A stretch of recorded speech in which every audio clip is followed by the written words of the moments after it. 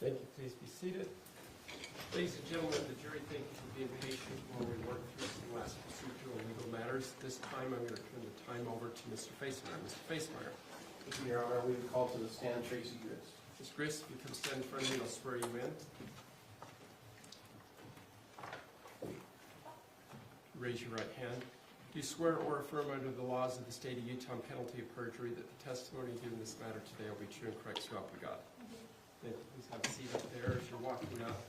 Just to remind you, as I've been mentioning to everybody, it's important to give direct answers. Long narrative answers are typically incorrect or will be subject to an objection. If you don't understand the question, please ask them to rephrase it. Please give me verbal responses. Okay? Thank you. Mr. Facemyer. Thank you, Your Honor.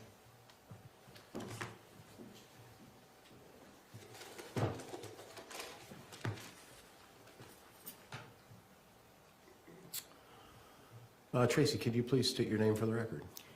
Tracey Marie Grist. And can you spell your last name? Hold the mic a little closer to you, please. The whole base moves you. Tracey Marie Grist. Is that better? Yes, thank you. My glasses just broke. Oh, would you mind passing me my glasses as well, please? I apologize. You need some tape? I would be. Your Honor, I'd ask for a 5-minute break. Fortunately, he's got to have his glasses to see, so we're going to take a recess while I can fix that. All rise.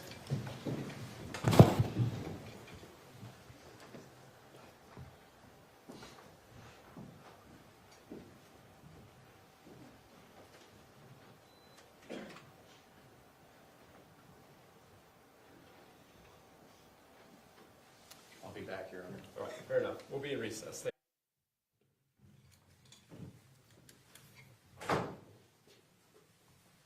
Thank you. Please be seated. Let's go back to the record. The matter of State versus Grist, case 2411-01170. Mr. Facemyer, we back in business? All right. That's never had that happen before. I'm glad we could find you a pair. Let's bring the jury back.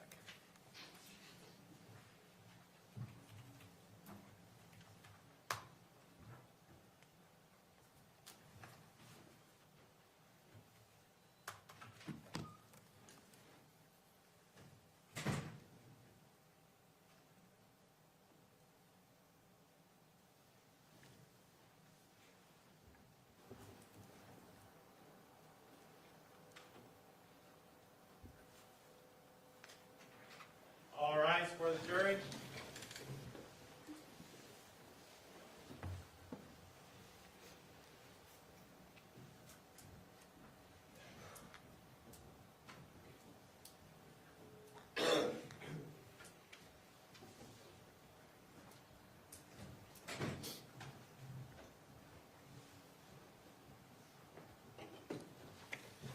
Thank you. Please be seated. Thank you, ladies and gentlemen of the jury, for being patient while we got us repair glasses or got these fixed. Mr. Facemyer, please proceed. Thank you, Your Honor.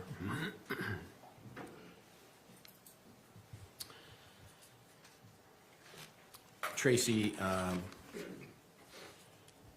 you've heard the testimony of this trial, is that right? Yes. You've been here throughout all the proceedings, Yes. and you've heard the testimony of each and every witness. Yes. And in your trial, this is your opportunity, in your case, this is your opportunity to tell your story, isn't that right? Yes. Have you had your opportunity to say that to anyone but your attorney prior to that? No. So let's start then, Tracey, with June 20th, 2024. Do you remember that day? I do. And what happened on that day? My daughter, Kate Rusali, my daughter Kate, came to my home with her two little ones. They were 3 and 7 at the time. And she was going to stay with me for a week, 2 weeks, 3 weeks. It was not really clear exactly how long.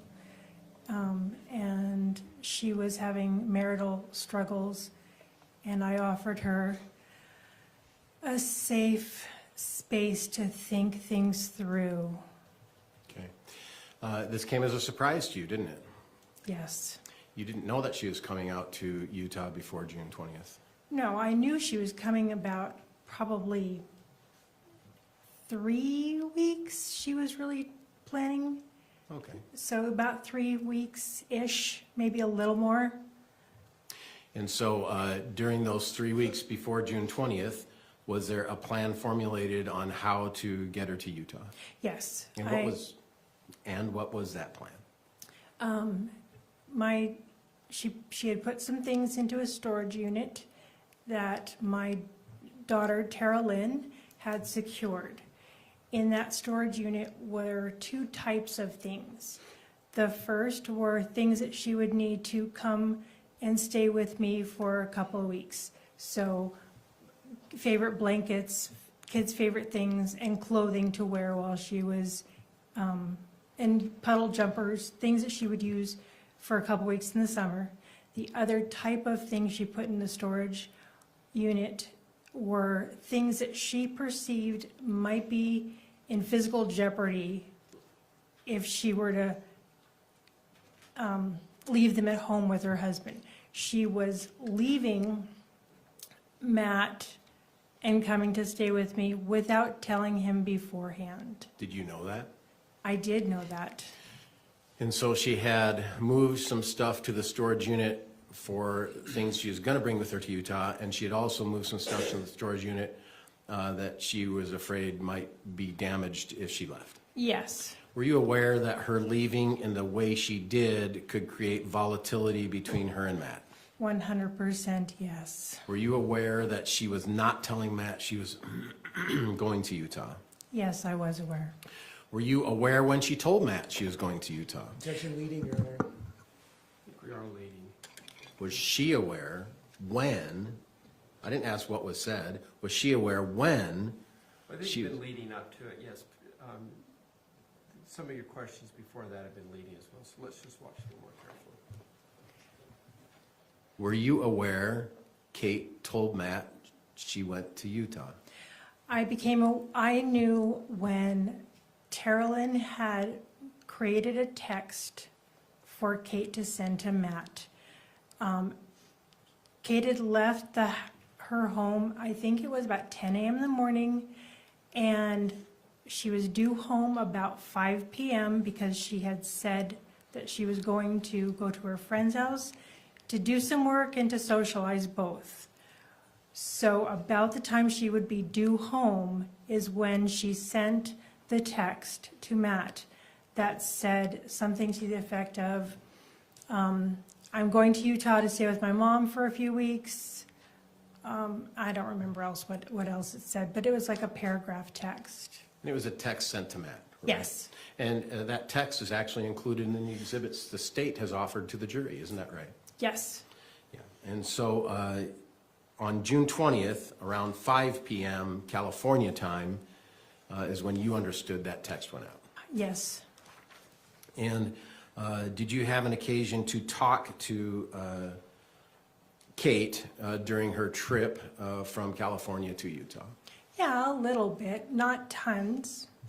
Did you have an opportunity to talk to Kate during the weeks before her leaving about her plans? Yes, because I had to, she didn't have a credit card to rent a car, and so I had to add her as an authorized user and then mail her the card so that she could rent a car to drive out safely to my house. Okay, so you had actually sent her a credit card. Yes. And how long after she received the credit card did she leave to come to Utah? 1 day, 2 max. And how long did it take for you to send the credit card to where she actually got it? It took probably a week all told, that by the time I called the credit card company, added her, and then they sent it to me and I sent it to her. So probably it took a little over a week, maybe. So my question was, how long did it take for you to send Kate the credit card before she received it? Oh, probably a day and a half, 2 days, because I sent it FedEx. Okay. So the credit card company sent you the credit card, even Right. though it was in the name of Kate, Right, and then you FedExed it to Kate in California. correct. Okay. And so, did you ever have an occasion to talk about Kate and Matt divorce? Yes, I talked with Kate about getting a divorce, yes. Was that before she came to Utah Yes, definitely before she came to Utah. and after she came to And Utah? after she came to Utah. Was it your understanding that Kate was going to live in Utah for the rest of her life when she came? It was my understanding that she was going to stay with me for a few weeks to figure out step 1, step 2, step 3 on the process of a divorce. And she did say that she would prefer to move to Utah. And to my mind, that would happen in about a year because she had to go through the steps of getting a divorce. So when she arrived at your home on June 20th, do you remember when she arrived? Yeah, it was like 1 a.m. Okay, so early in the morning. And what was her accommodations? She stayed at your home. She stayed at my home. What were her accommodations? I gave her my bedroom. Her and Steele slept in my queen-size bed, and then I put a mattress on the floor for Cheyenne, who is 7. And I slept downstairs in the basement on a mattress, an air mattress on the ground, because it made more sense for Kate to have access to the bathtub and the larger bathroom for the kids' sake, and to be able to be comfortable for them to sleep.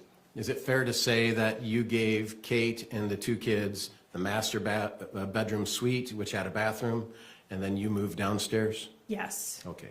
So that master bedroom had its own bathroom. yeah. Upstairs, who lived upstairs? Upstairs was my primary bedroom, and then that was Kate. Kate was occupying a guest room that Kevin was still staying in, and because he had been with us for 2.5 years-ish. And then Rory's bedroom, Aurora, and then another bathroom for Aurora and Kevin to use. So upstairs, 3 bedrooms, Yes. 2 baths. Yes, Master bedroom had its own bath. yes, And then Kevin and Rory would share the hallway bathroom? correct, Okay. And you said you slept down in the basement. yes. And who slept downstairs? Jacob had a bedroom downstairs, and down the downstairs basement, there was a TV area with a couch and you could Xbox TV, and a place where we had a pool table, and then it was Jake's bedroom, and so I was sleeping next to the pool table. On an air mattress. Did you consider this to be a long-term arrangement? No, And when Kate got there at 1 in the morning, did she move her stuff upstairs and? yeah, she just unpacked her stuff and put it upstairs, and I bought the next day, I think I bought little plastic drawer things so that she could have the kids' clothes in there, so she could get it out of the little plastic drawer organizers instead of having them in a suitcase. Was there something else in your bedroom that you had to move? Oh, to make it safe for the children, I did have a gun safe underneath my bed that had a gun in it, as well as passports and birth certificates, immunization records, a little bit of cash. And I moved that from underneath the bed to the shelf in the garage. Actually, I asked Kevin to move it because I wanted it especially high so that it would be out of reach. Because even though it had a code on it, it worried me. So this is a safe, is that right? This safe, it's about this big, so Maybe It a foot and a half by 5 inches high? the safe was not the size of a legal pad, but it was only about that deep. It was only a couple inches deep, so it Okay. was, And it had a keypad on it, yes, and that keypad had to have a code. yes, You've heard the testimony of Tim today. yes, Tim has advised he accessed the gun safe. yes. Are you surprised by that testimony today? No. Why not? The only person that didn't have access to the gun safe was Rory. My daughter Aurora, she 18, 19 years old. I was just being cautious. Did Kevin have access to the gun safe? Yes, he did. What was in the gun safe besides a gun? Well, I guess you've testified. Yeah, If you could remind me, I'm sorry. Passports, some cash, birth certificates, immunization records, and some social security cards. I think there were some divorce papers in there as well. From your divorce? Yes. And so, if we go back in time now, there was a trip planned in early 2024 to Disneyland. Yes. Did you instigate that, or did others instigate that? Kevin and I came up with the idea together And why did you do that? because Kevin had come to stay with me from Chicago, and so he was close by, and I wanted to give him something to look forward to.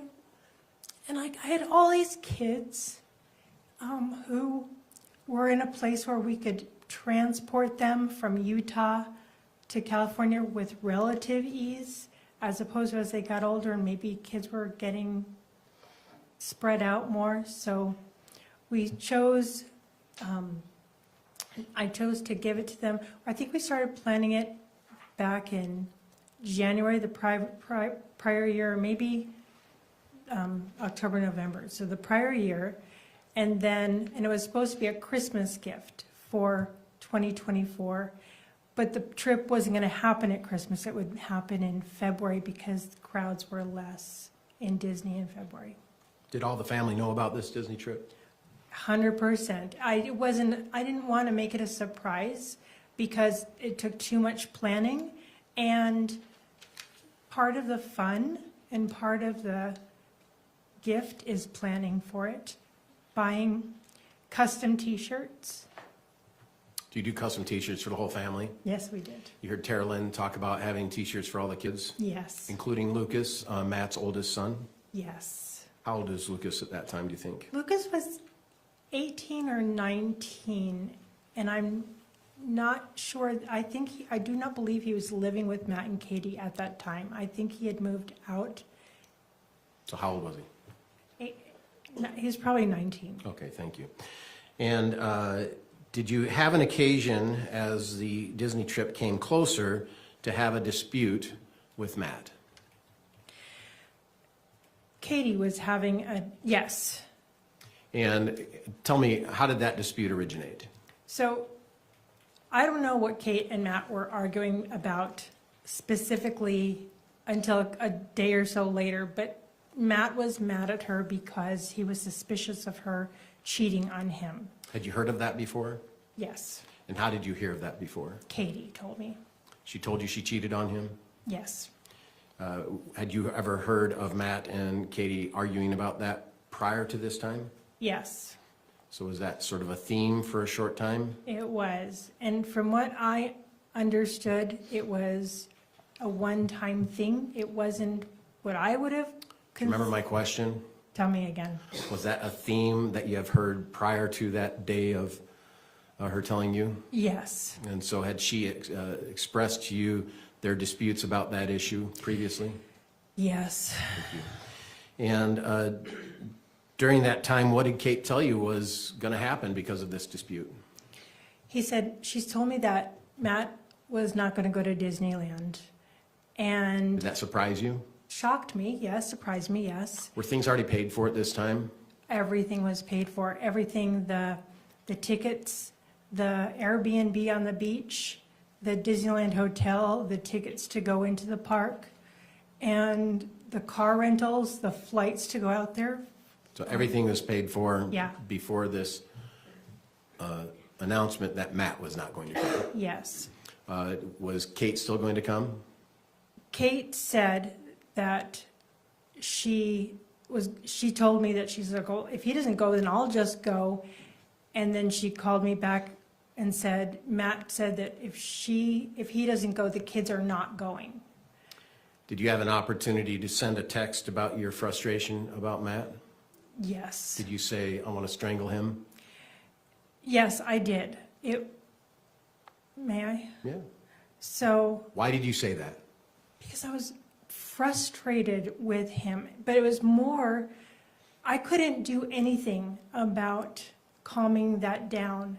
And I knew that I couldn't be there to support Kate physically, but I could just kind of say, hey, I'll just drive 9 hours and strangle him. It was so ridiculous. That's why I could say it like that, because it was ridiculous. I would never do that. Did you have an occasion to talk to him on the phone in and around that? Yes, I did. And what did you say to him? I called him on the phone, and it was a very short call, and I told him, don't mess with my child. And I think he just said 1 or 2 words. He hung up, and Kate let me know. How did Kate let you know? She called me and texted me And both. what did she say? She said that I made it, she was essentially saying I made it worse. So you contacting Matt personally Yes, made their relationship and the their dispute. fight worse. And so what did you say? Do you remember? I said, do you want me to call? I can call him and backpedal. I told her I was frustrated, and wasn't like any kind of, she told me that he perceived it as a threat, and I said, that's ridiculous. Wasn't a threat. I'm just frustrated and didn't know what to say. Okay. Did you have an occasion to go out to California after the Disney trip? Yes, I did. Okay. At the Disney trip, it all ended up just fine, didn't It it? was great. Matt was fantastic. Matt, Katie, and the kids and I had a couple meals alone together. Matt and I, I'm sorry. How was the trip? great. Everyone participated Everyone was there, except for Lucas, except for Lucas, even though he had a shirt. even though he was invited and had a shirt, yeah. Okay. And, sorry, one moment.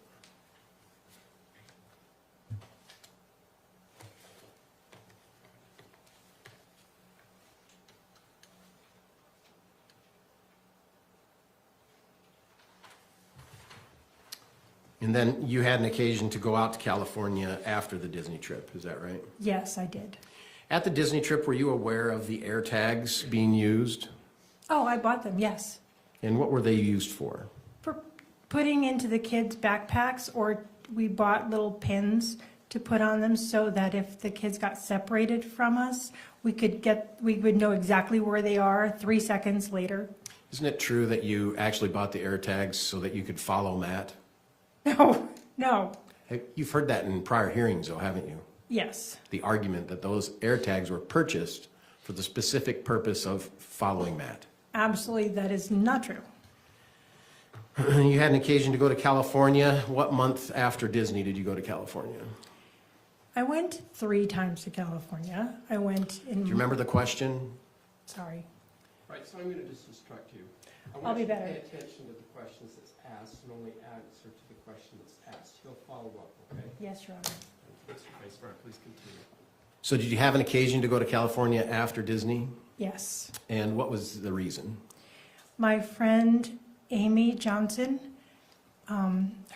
was very sick. She could use a walker to get around, but for the most part, she was bedridden. And her husband had passed away in December, 3 months prior, So what was the reason you went to California? to help my friend, And who is your friend? Amy Johnson, Thank you. And where does Amy Johnson live? in Ramona, California. And how far is Ramona from Temecula, or the area in which Matt and Kate lived? From Temecula, it's about an hour, maybe a little less. Were you familiar with that part of California? Yes. Why were you familiar with that part of California? I lived in Ramona, California, and I've also lived in Temecula, California. Okay. And your testimony is that Amy's husband had passed away, Yes. and you went out for what purpose for Amy? She was needing help to move into an assisted living situation, and she had a large house, and she needed a lot of help to arrange for real estate brokers, estate sales. Did she ask you for this help? Yes. And how long had you known Amy? 38 years. Is it fair to say that all your children knew Amy? Yes. And when you went to California, did Kate go with you to Amy's house? Yes. And what was your purpose there? On the day or two that Kate was there for 2 separate days. On the one of the days, we did the same thing on both days. We cleaned the chest freezer out of the garage. We cleaned the stand-up refrigerator freezer, organized some things in the garage, and cleaning the office in her house, and going through her closets. Was Amy asking for this assistance? Yes. And did Amy get better? No. What happened to Amy? Amy passed away the middle of April. Of 2024? Yes. Did you go out there after she passed away? After she passed away, there was a celebration of life at the end of May, like the 20th. I think it was on May 28th that the celebration of life was. But I was out there from like the 23rd to the 30th. Okay, and did Kate come out with you to Yeah, she came out to the Pomona or Ramona? Ramona, and she came out to the celebration of life with me. Did you visit Amy's house? Yes. And what did you do then? That mostly was, the celebration of life was me visiting with Amy's family and friends. While Katie, even though she was very close to Amy, she was playing more she was cleaning up glasses and taking care of things, trying to make it so that the people who were grieving could focus on connection. And you were one grieving, right? Yes. And I would imagine Amy was one grieving. It was her, not Amy, I'm No. sorry. Kate was grieving, Yes. Kate's friend. And did you have an occasion during that trip to go to Kate and Matt's house? I did. And did you get in a tiff with Matt during that time? I did. Did you spend the night at their home, or did you stay at some other place during that trip? I stayed the night at her home several nights. And what was the tiff about? It was the end of May, and I asked Matt if Kate could come out and stay with me for a week or so when the kids got out of school. And he said no. And so and we were alone in the kitchen. And I said, please, I said, it won't, I'll pay for their gas. I'll rent the car for them to get there. I will give them spending money. And he said, no. He got mad at me, and he was really irritated that I pressed the issue. And he said that Katie needs to stay and work and she didn't have a job, but he was saying that his implication was that she should get a job. Was Matt working at that time, did you know? No, he wasn't working at Was that Kate- time that I know. Was Kate working at that time, did you know? No, Okay, so neither were working. no. Sorry, I'm gonna sneeze. There, I beat it. Was Matt annoyed with your request? Yes.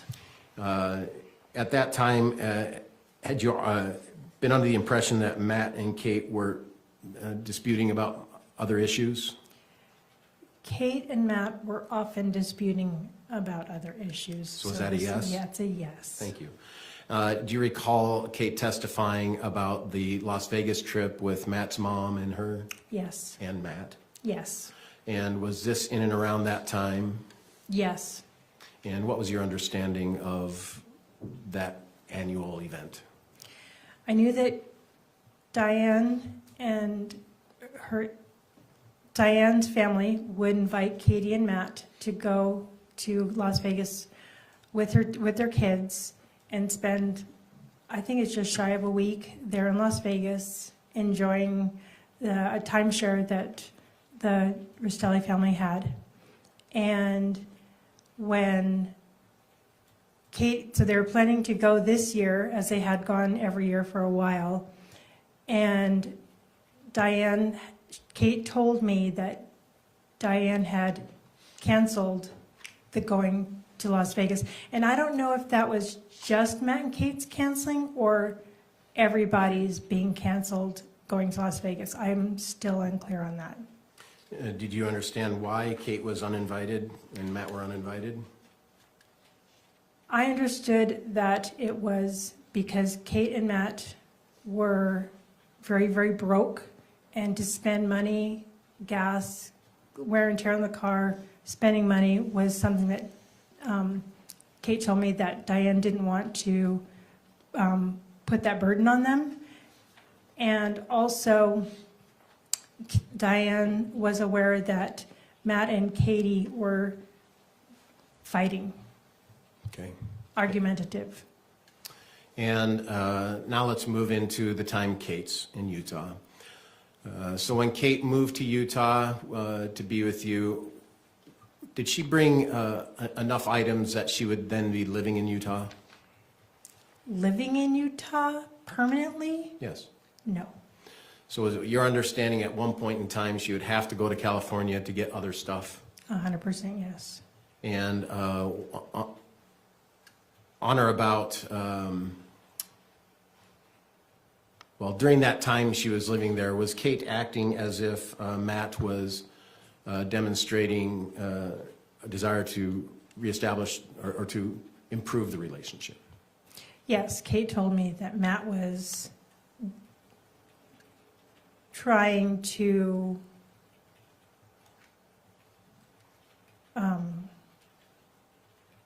convince Kate to come back, and that he was trying to be a better person. He had stopped drinking. He was trying to get them to come back home sooner rather than He was later. trying. Yes. And did Kate believe him, to your understanding?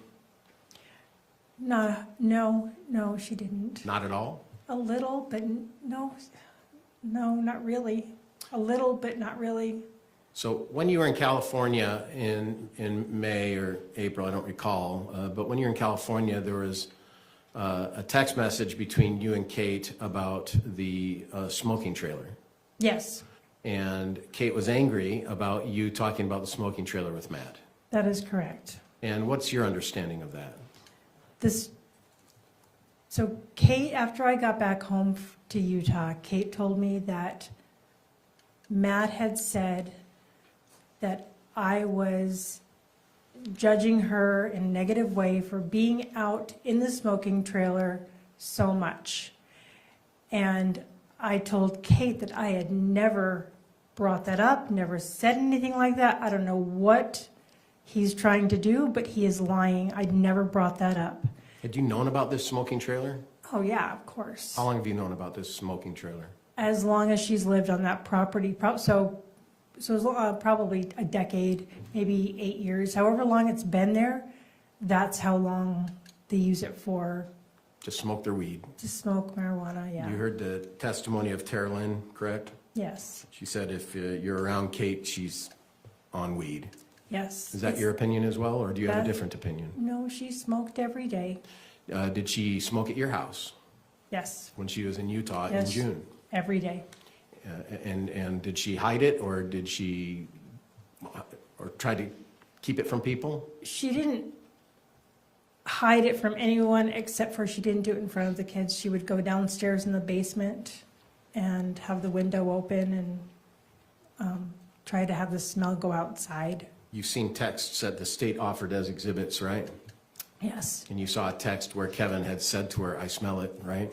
right. It really, That referring to something specific? yeah, the smell of the marijuana when she was smoking it just smelled gross. And so he smelled it in the house. Yeah, and it bothered Aurora really badly. It made her so frustrated. So amongst the adult kids of your family, it was a well-known issue involving Kate and her marijuana use. Yes. Did Kate act while she was in Utah as if she was still a married woman to Matt? No, she didn't. And what did Kate do that did not demonstrate that? Kate was on dating apps, several, much to my chagrin.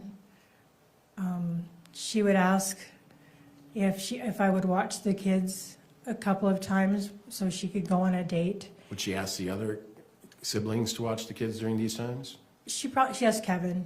Yeah. I don't know if she asked Aurora or not, but Had she been on these apps previous to coming to Utah? yeah, it didn't seem like it was new. Okay. You're not sure, but it didn't seem like it was new. Yes, And she actually went out on dates. yes. Did she talk to you about what happened on these dates? No, would not enjoy that conversation. Okay.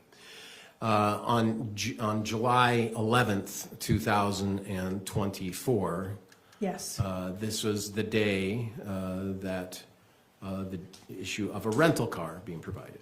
correct. Were you going to provide Kate a rental car? No, Do you recall seeing texts that talk about you providing Kate a rental car? I remember seeing texts. What do you recall of that situation? Matt wanted Kate to rent a car, and at that time, we were trying to let her be able to stay and postpone her going back to California by maybe a week or so more. And I knew that Matt's truck couldn't make it to California, Could? could not make it to California. What Was it? truck? The truck he drove, so he couldn't come pick them up, Where was the truck? California. So you said the truck couldn't make it to California. So the car rental, if Kate stayed in California, Kate stayed in Utah, Matt and Kate would be separate for another week or so if she couldn't rent a car. I knew she could rent a car. You knew what? I knew she could rent a car. But Because she had a credit card. yes. And Matt was unaware of this credit card. We were just wanting to extend her time so she could make a plan. And did she ever make a plan? I know that she spoke to at least one attorney. So the day before Matt was killed, she spoke to an attorney. Yeah, So is it your understanding at that time she's delving into what it's going to take to get a divorce? yes. And at that time, was there some idea of killing Matt? No. Well, you had said it in February to strangle him. Wasn't that part of the plan? No. Well, you had said it in April or May. Leading, argumentative. Let's rephrase our questions. In April or May, did you say you would just drive to kill him? I said I would drive and strangle him, drive 10 hours and strangle him. And I said about when he lied, trying to make Kate mad at me, I said I'm going to kill him. And that was a harmless expression of my frustration.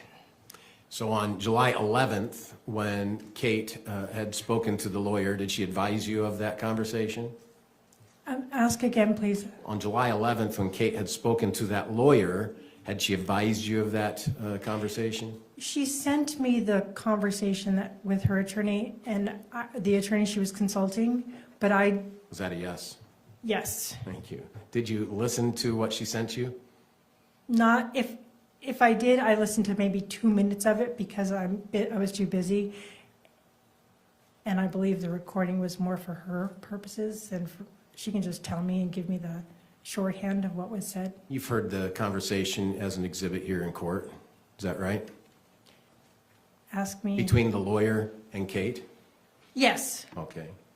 And is that, to your recollection, the recording that was sent to you? yes, And that was July 11th, right? yes. And there was some conversation in and around that time, on that day, about the rental car, is that correct? Yes. And did you come up with a plan about Kate not being able to drive the car? It was Teralyn's idea to suggest that Kate pretend like she has a sprained ankle so she couldn't drive the rental car back. And also it worked out that we could show Matt that the car rental agency wouldn't rent a car to her unless she had a credit card in her name. Was Kate trying to get Matt to come to Utah at that point? No.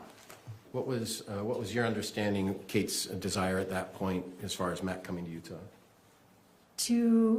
She wanted to stay, I'm not answering the question again. Did Kate want Matt to come to Utah? No, When did you find out Matt was coming to Utah? it was the 12th. And how did you find out? Kate texted me. So she texted you, Matt's coming. Yes, Is that the first time you knew that Matt was coming? yes, The day before, you joked about her having a sprained ankle. You recall that? yes, And you recall that there was the question of being able to get a debit card or credit card or something to rent. You recall that? yes. And did you know Kate went to the rental car agency before she left to go there? Yes, You knew she was going to do that? yes. And what was your understanding was the purpose of that? Because she wanted to go, because she knows that, we had this conversation, she knew that Matt had made the arrangements for the rental car. And so she wanted to go and physically say to the people, so if I have just this ID and this debit card, can I rent a car? And for them to say no, so that way, if Matt called them and said, why aren't you renting her the car? They would be able to give him a response. To your understanding at this time, had Kate and Matt had a conversation about divorce? Yes, Let me limit that a little bit.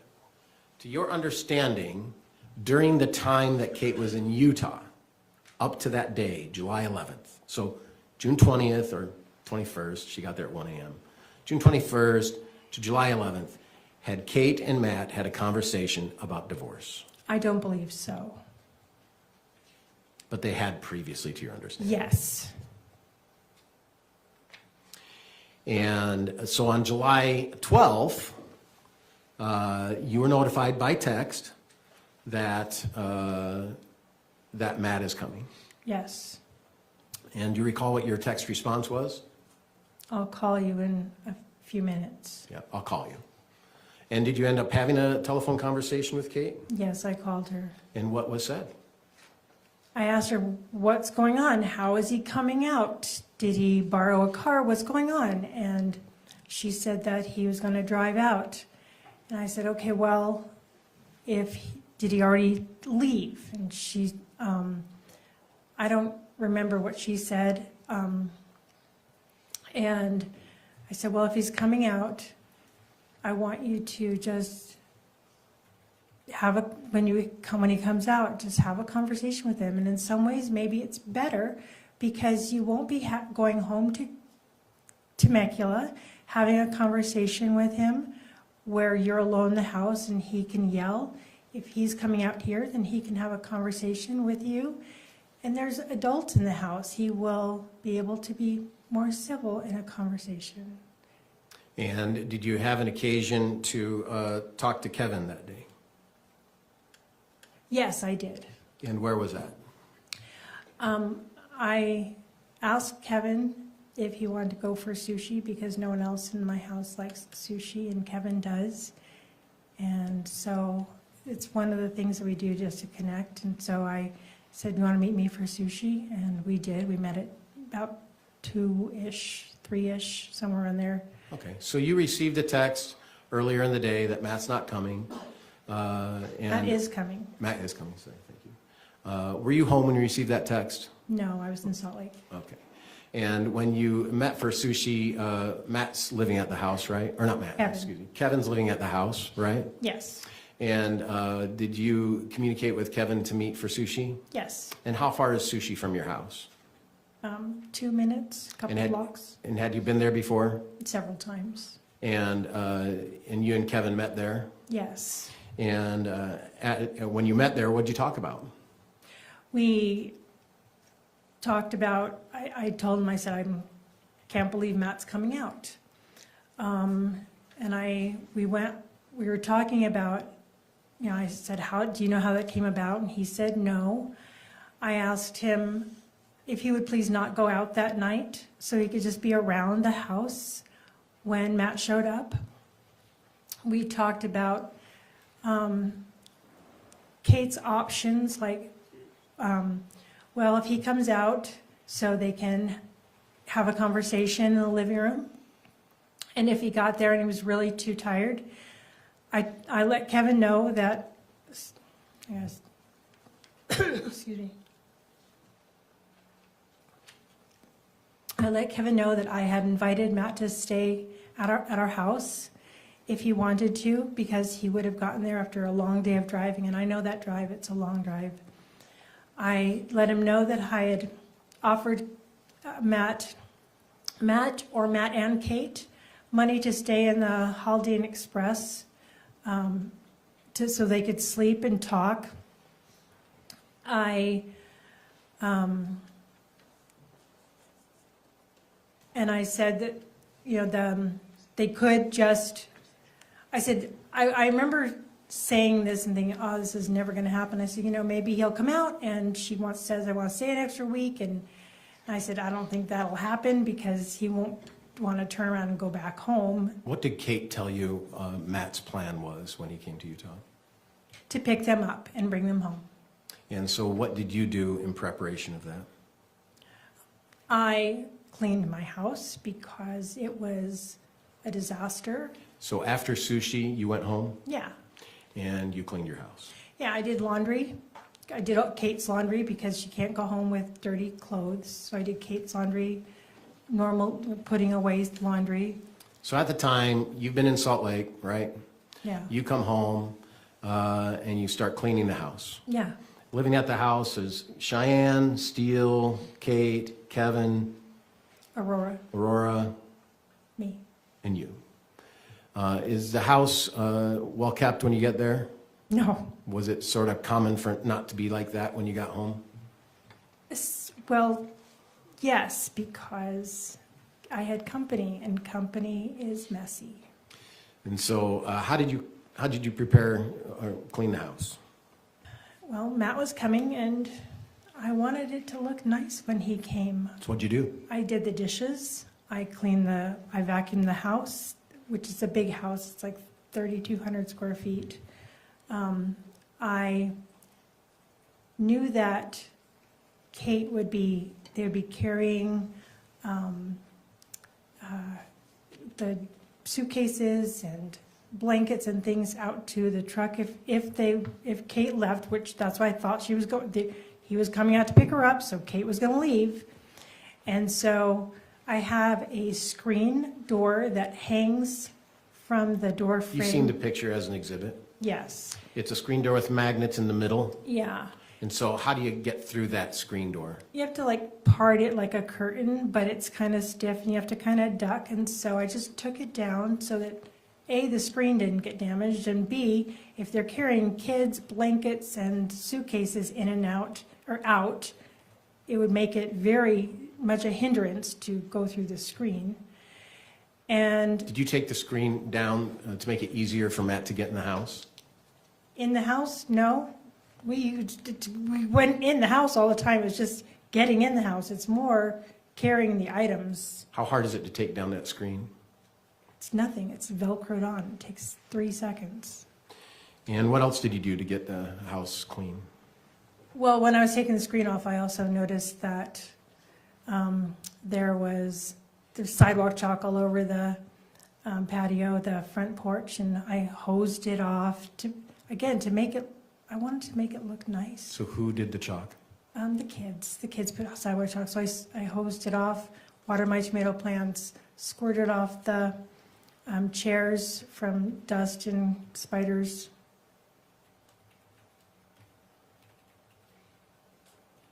And did you have a conversation with Kate when you got home from sushi? Yeah, I asked her what she was going to. Is that a yes? Yes. Okay. And you got home from sushi, and where did you have that conversation? It was probably when I was doing the dishes and cleaning the kitchen, and she was sitting at the dining room table. So do you really remember, or are you just trying your best to No, remember? no, I'm trying my best to remember. Okay, thank you. You've heard the testimony of Kate, right? I've heard the testimony of Kate, yes. You were here. Yes.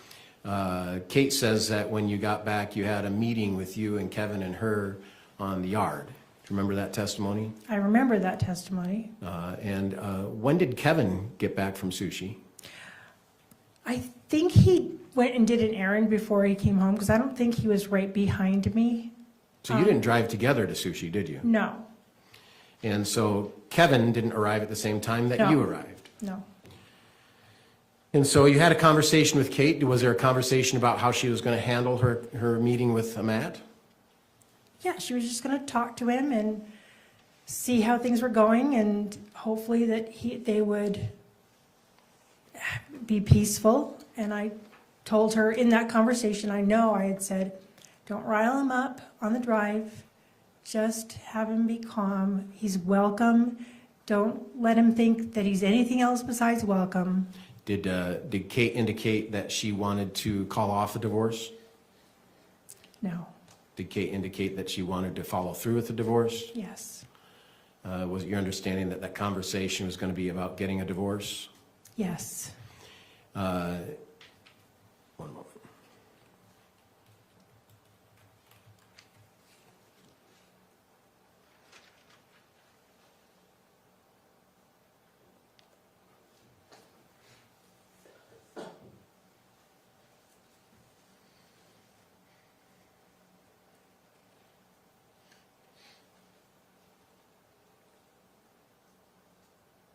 Did Kate help you clean the house?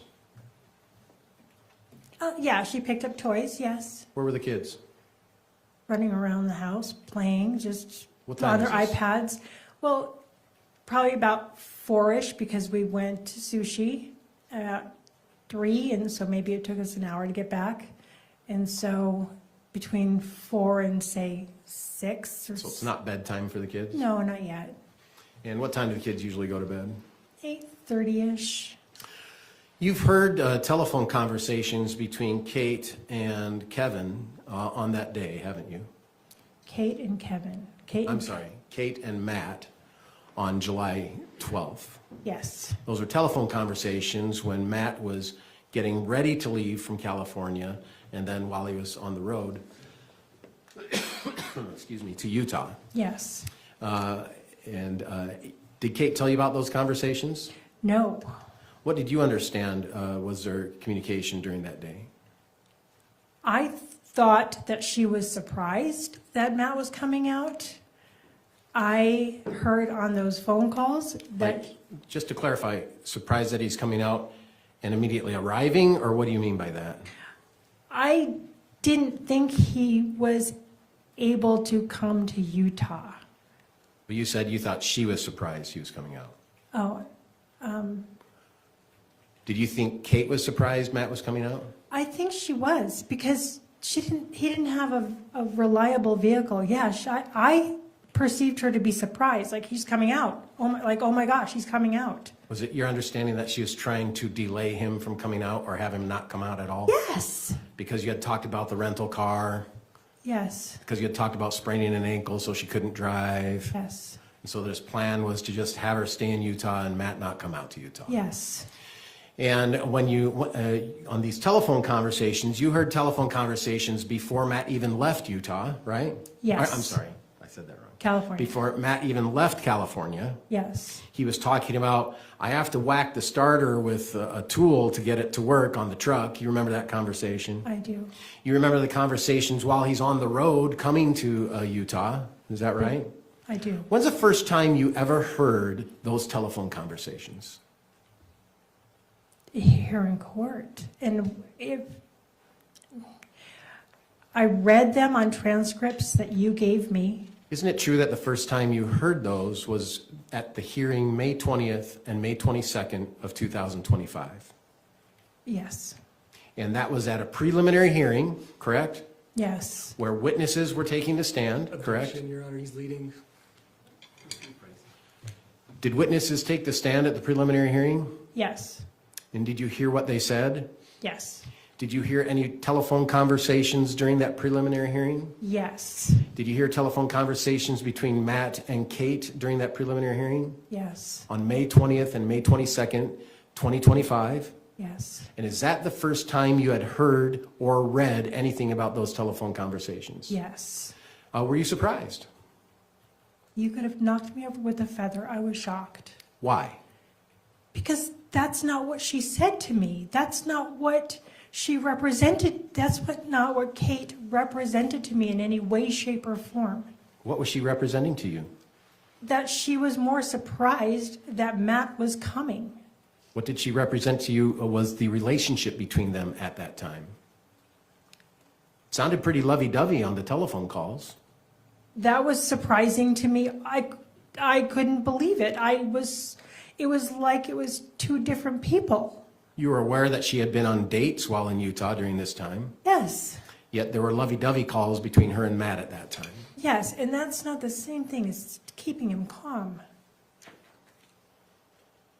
Do you recall making searches on your internet? Lots of searches for whatever's in my head. Do you recall searching the Adelson case? Yes. And how do you know about that case? It was a popular true crime story, and there was no movies out. And you searched it? Well, I would listen to the podcast. Is that a yes? Yes. Okay. And you listened to a podcast about it? Yeah, I'd listen to the podcast, and then I would go down a rabbit hole and look at things, look at a picture of a person that's being talked about. So is this a hobby of yours? Yeah. True crime? Yes. Is it a hobby of Teralyn's? Yes.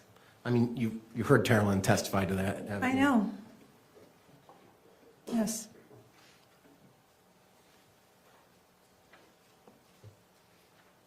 Did you ever search on your history anything about gun licensing? Yes. Why did you do that? It was at a very specific time. I was talking to Teralyn, and Teralyn had me on speakerphone. This was a few days before Kate came out. It was after the storage unit was rented, and before Kate actually came to Utah. And Teralyn was talking to me about Kate coming out, and her husband, David, was in the background on the speakerphone call and said, well, what's your mom going to do if, or maybe she even said, what are you going to do? Because it was speaker. What are you going to do if Matt shows up at your house? And because David is the one who was so encouraging for me to have a gun in the house, I was almost flippant about it and said, well, I've got a gun, I can protect myself, because that's what he advocated, is having a gun for protection. David? Yes. Teralyn's husband? Yes. And did you search gun issues on Yeah. your internet? Because then his follow-up question was, did you register the gun? And I remember when I bought it from my friend, I asked him, I said, is there anything I need to do to file paperwork for this purchase? And he said, no, you don't have to. But then in that moment, when I was talking to Teralyn and Dave was saying, did you register it? I went and researched the law, because I didn't know what the law was, and if I might have missed a huge step, and it came up during conversation, so I looked it up. That was before Matt even came out, isn't it? Yeah. Do you remember searching American Fork Cemetery and Alpine Cemetery on June 27th? Yes. Was that in preparation for the death of Matt? No, that was in preparation for a hike that I wanted to take Cheyenne and Steele on. May I? Yeah. Why did you search Alpine Cemetery and American Fork Cemetery? Because one of those cemeteries has a lookout point where there's a plaque that has a brass picture of the mountain range, and it labels the tops of the mountains. And I didn't know if it's like this little lookout point inside the cemetery, and I didn't know if it was Alpine or American Fork. So I looked it up, and turns out it's Alpine, and you just go into the cemetery, and you drive up this little road, and it's a spot that you can enjoy the view and see the labeled mountains, and I thought that Cheyenne might enjoy that. I've been up there many times because it's pretty, but I forgot. I'm not very good at directions. What was your understanding of the items in the front room, the toys and things? Were those moved from the front room? Yes. Why? There's 2 laundry baskets in the front room by the fireplace, and I put them into the office, which is just inside the front door. I put them in the office so that when Matt came in, he would be able to have a conversation with Kate and not be frustrated and say, why aren't you all packed and ready to go? Why isn't all this stuff ready to be here? And so I had moved them into the office, but I already told Kate that all you have to do is take and slide them into a lawn and leaf bag, tie it up, and you can have the laundry baskets. So you had bought the laundry baskets? Yeah. And you talked about these drawers things up in the bedroom? Yeah, they're like Sterilite brand 3-drawer things that I thought it would be easier for her to work with for the week or 2 weeks or 3 weeks that she was there at my house. Did you think it was possible Kate was going to go with Matt back to California? Yes. Do you think it was possible Kate was not going to go back to Matt to California? Deleting, No. No, I Can't didn't. answer. Oh, sorry. He made his ruling. Oops. Let's rephrase it.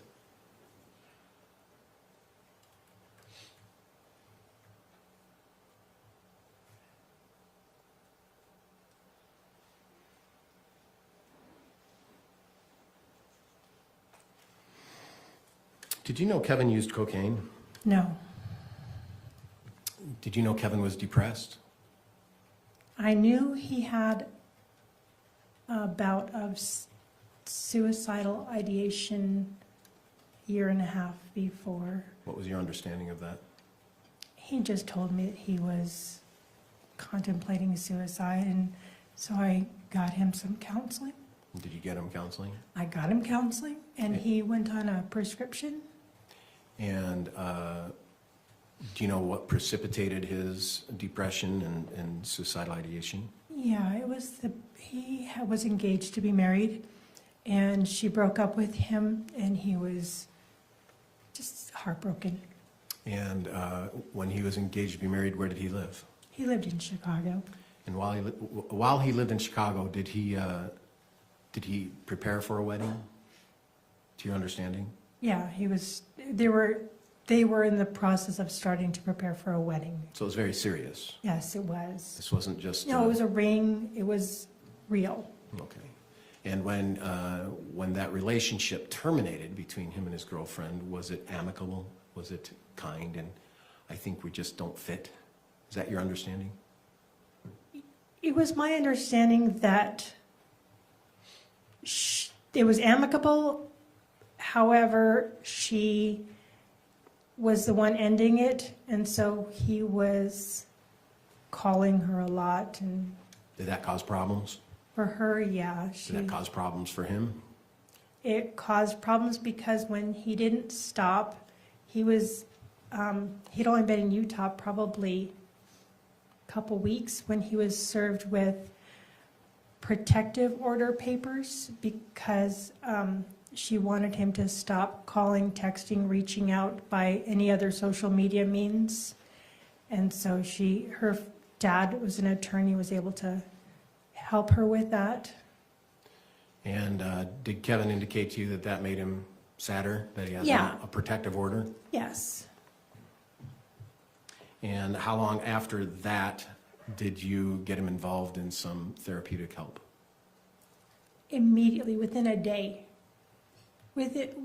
So when he got here, I didn't get him any help because I just thought he was licking his wounds and being, just Broken heart? yeah, brokenhearted. It was months after that, maybe 6 months, because he was with us for 2.5 years. It was months after that where he still couldn't gain his footing, and he was not feeling productive or He wasn't feeling better. It got worse. So on July 12th, at around 10 o'clock, Matt came to the house. Is that right? Yes. And where were you when Matt came to the house? I was in the kitchen. And so if we could pull up exhibit.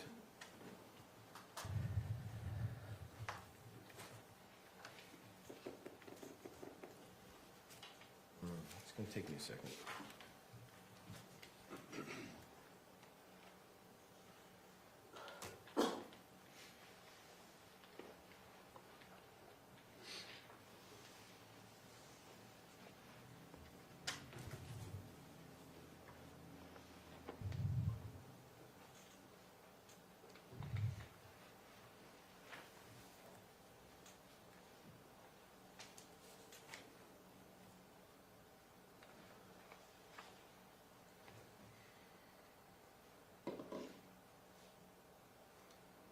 $52.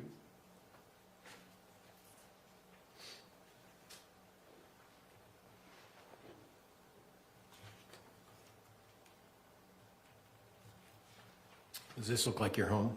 Yes. And where were you when Matt arrived, according to this picture? I'm on the other side of the fireplace, the other side of that wall. So you can't see where you are at this point. No. We can pick up, pull up picture 57.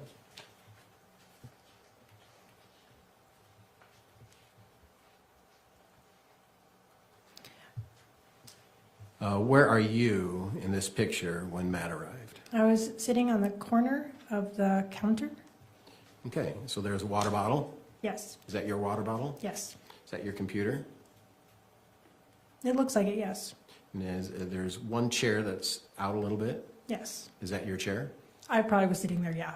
Were you sitting there when you when Matt came into the home? I was sitting on the other side of the counter. So does this picture show where you were sitting? Yes. Okay. Do we have the pointer thing? It's the states that it's working. It's the taxpayers, Your Honor. That's true. It's yours.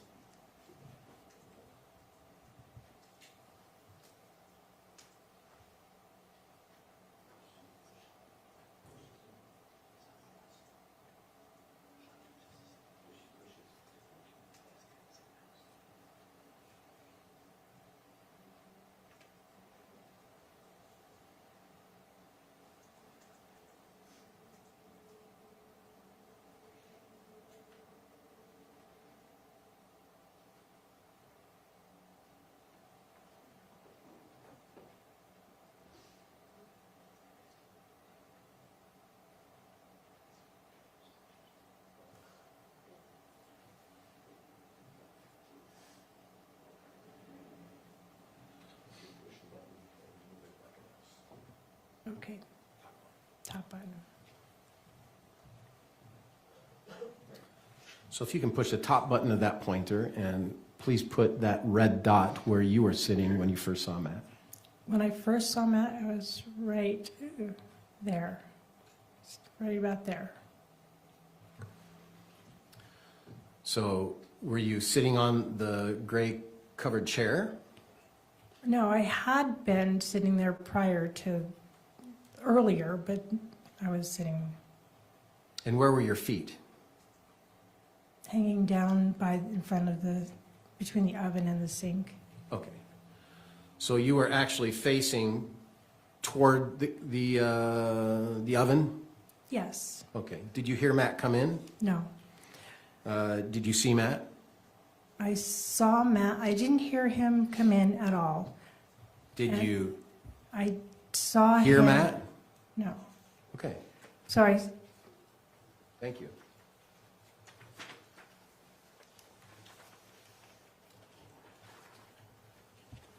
We can go back to 52.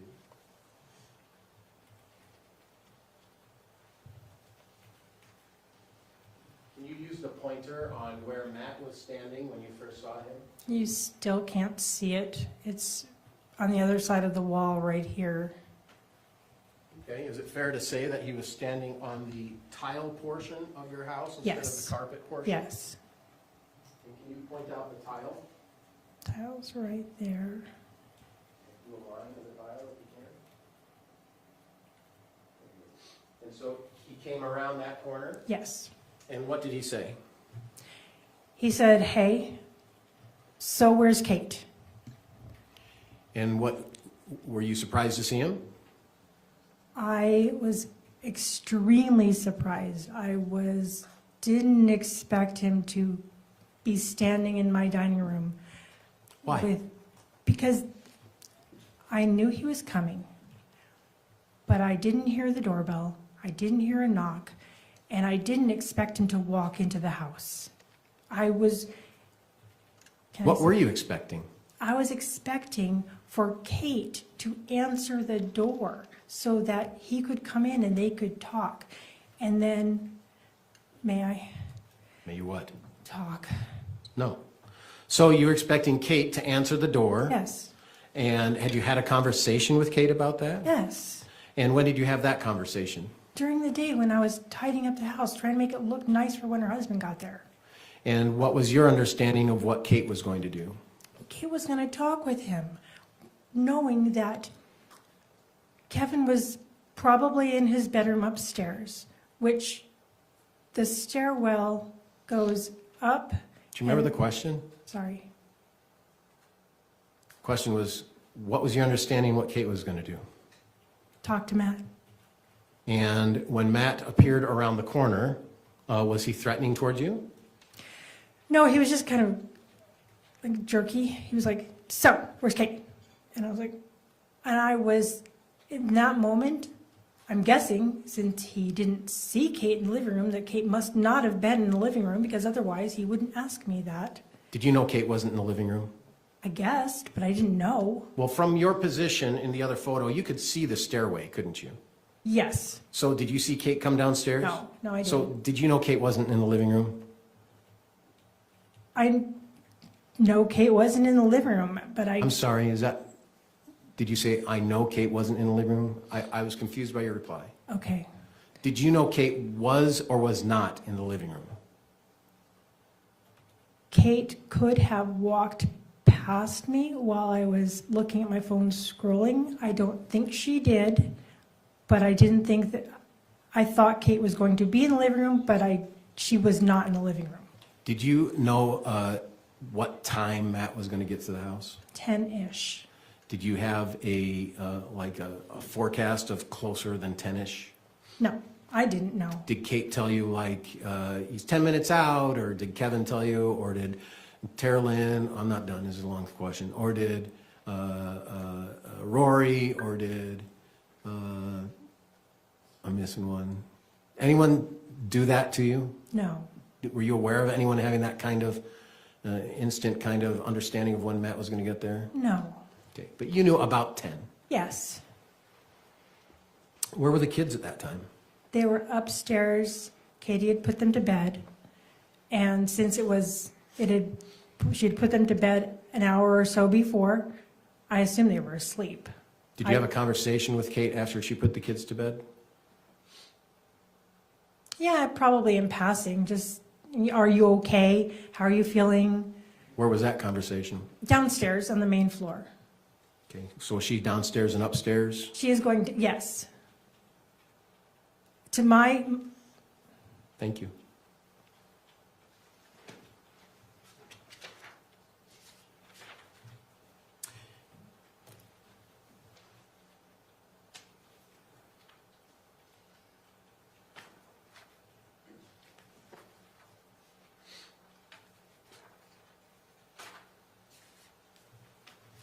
And so after Kevin said to you, "Where's Kate?" and you said what you said, then what happened? Matt said. Oh, I said Kevin, I'm sorry.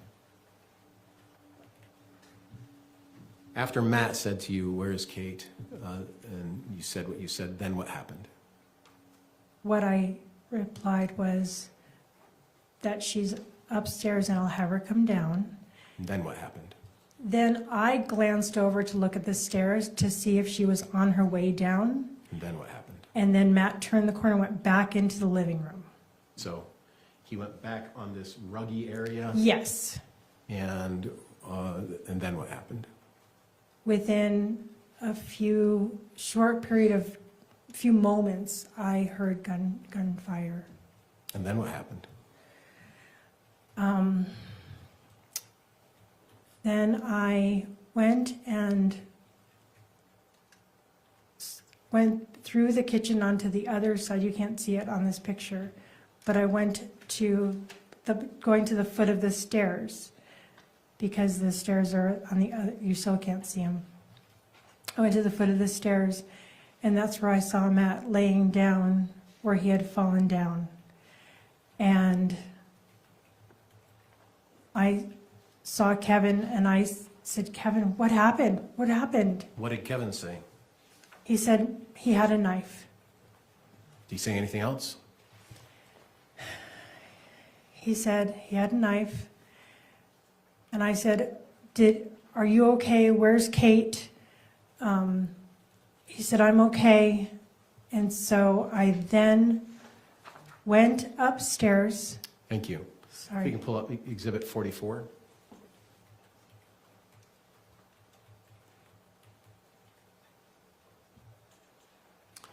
So this picture shows Matt on the floor, correct? Yes, And it shows a carpeted stairway yes, going up, correct? yes, And this is obviously not a photo by you, correct? yes, And this is after you have left the property under order of law enforcement. yes. And when you saw Kevin and Matt, did you go this way through this hallway, or did you go around the ruggy living room way? I went from the kitchen right there this way. Okay. And where was Kevin when you saw him? Kevin at that point was over here, and then he walked over this way. So when you say over here, you're referring to the feet of Yes, Matt, is that right? yes, yes. Okay. And then he walked where? Then he was there, Where you're showing? yes, because right, Okay, where's his feet? I'm sorry. My error, Judge, is that there's a little red mark, but that seems to be part of his shirt, and I thought that was the marker. But can you move the marker a little bit, just so I can see it? Thank you. So if you can put the marker where Kevin was again. so he was here Thank and here. Okay. And then I was in the kitchen and talking to him across over Matt's laying down body. And then I went upstairs, and the stairs aren't straight up. There's like 7 stairs of landing and then 7 stairs jigging back the other way. And what did you do at that point? I went upstairs to talk to Katie, and it's just because I was scared. Is this picture the picture you saw of Matt when you first saw him on the ground? That,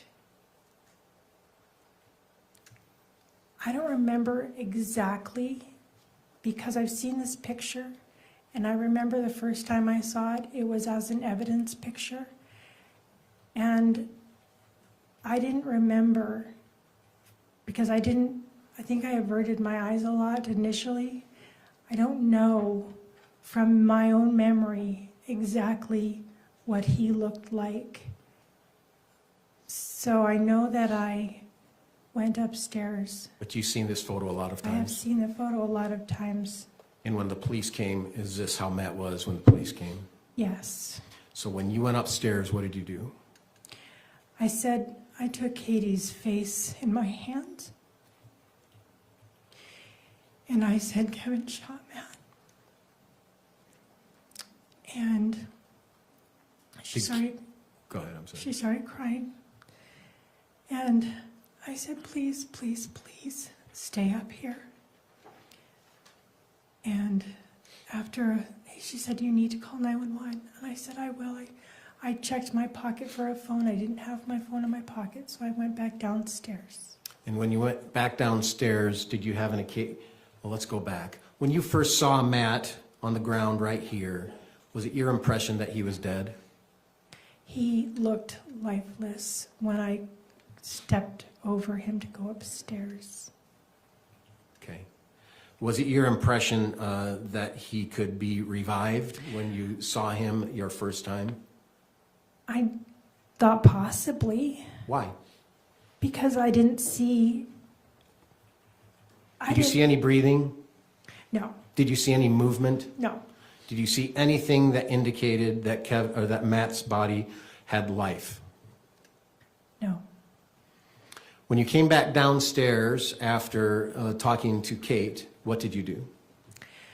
I first wanted to check to see if my assessment of not having any kind of heartbeat or anything, I went to check his pulse on his wrist. And Kevin, Which wrist? The one with the knife in it. Did you see the knife? At that, yes, I did, because I didn't look hard at the body at all. My the question first was, one. did you see the knife? Right then, yes. Okay. And which wrist did you check? The one that the knife was in. Okay. And I was going to move the knife out of his hand, and Kevin said to me, leave it, be careful, I think he might still be kicking. Did you see him kicking? No. Did you check anything else on his body? I checked his wrist, didn't feel anything. Then I checked for his carotid artery on his neck. I didn't feel anything, and I checked his wrist again. And the wrist with the knife or the other wrist? The one with the knife. Did you know at that point that he had been shot? Yes. Did you know that he had been shot in the wrist? No. When did you know he had been shot in the wrist? Months and months later, after I saw the autopsy report. So you don't have to offer this information today, do you? My testimony? Yeah. As far as I'm aware, no. After, we can take that down. After you checked his wrist, what did you do? I had kneeled down to check him, and I stood up to go get my phone, but I had gotten lightheaded, and I felt nauseous. And I went to the kitchen, and I had to steady myself on the counter because I was worried that I was going to pass out. Then I looked for my phone Where was your phone? on the counter by the fridge behind me. It just took me a moment to locate it. You're aware that it was about 6 or 7 minutes between the two 911 calls, right? Yes. What were you doing during those 6 or 7 minutes?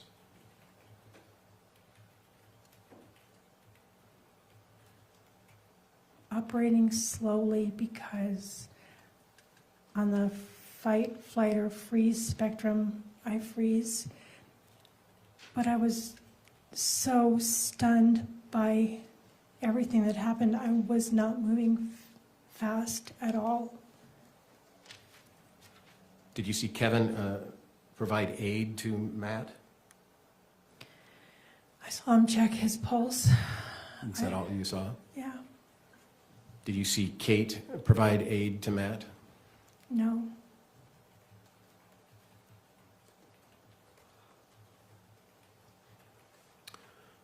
How long after you called 911 did police get there?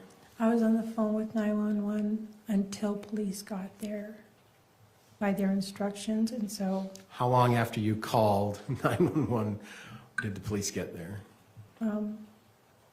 5 minutes, 6 minutes. And when you first started your 911 call, were you confused at the questions the operator was asking? Yeah, I called 911 and they said, "Is this Caitlin?" And which What's your daughter's name? Catherine. Catherine? And so I was just really confused by that because Did you know that Caitlin, your neighbor, had called 911? no, but I figured it out later. Yeah. But you were confused. They asked you if you were Caitlin? Yes. You informed them what? I said, "No, this is," and I gave them my name, and then they started asking questions, and I answered them to the best of my ability. Do you recall when the police had you leave the property? Yes.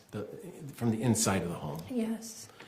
Do you recall, did you have any conversations with Kevin before the police got there about the knife or Matt or anything of that nature? No. Did you hear any dispute between Kevin and Matt? No. Did you hear any argument between Kevin and Matt? No, I didn't. Did you hear anything after Matt said, "Where's Caitlin?" and you responded? Did you hear anything prior to the gunshots? No. So is it your understanding that there was no real communication between Matt and Kevin before the gunshots? That is my understanding.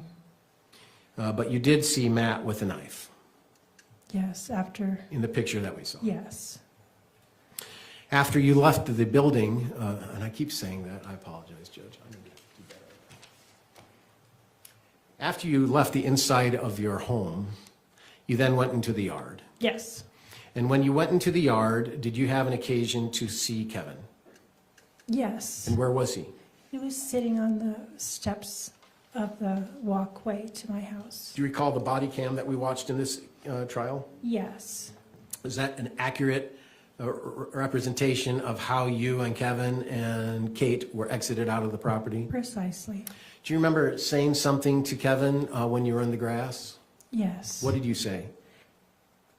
I shouted to him, don't say anything, don't talk, just, I forget what else I said. I just said, Why did you say that?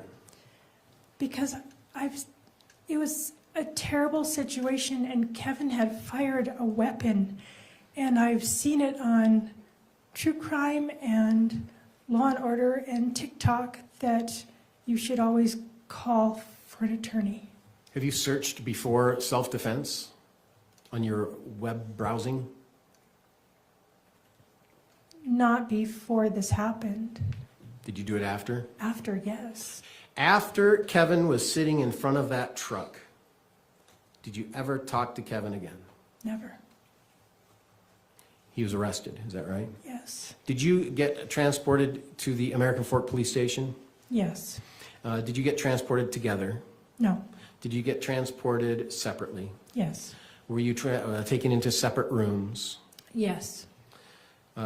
You called an attorney while you were in the yard, is that right? Yes. And who is that attorney?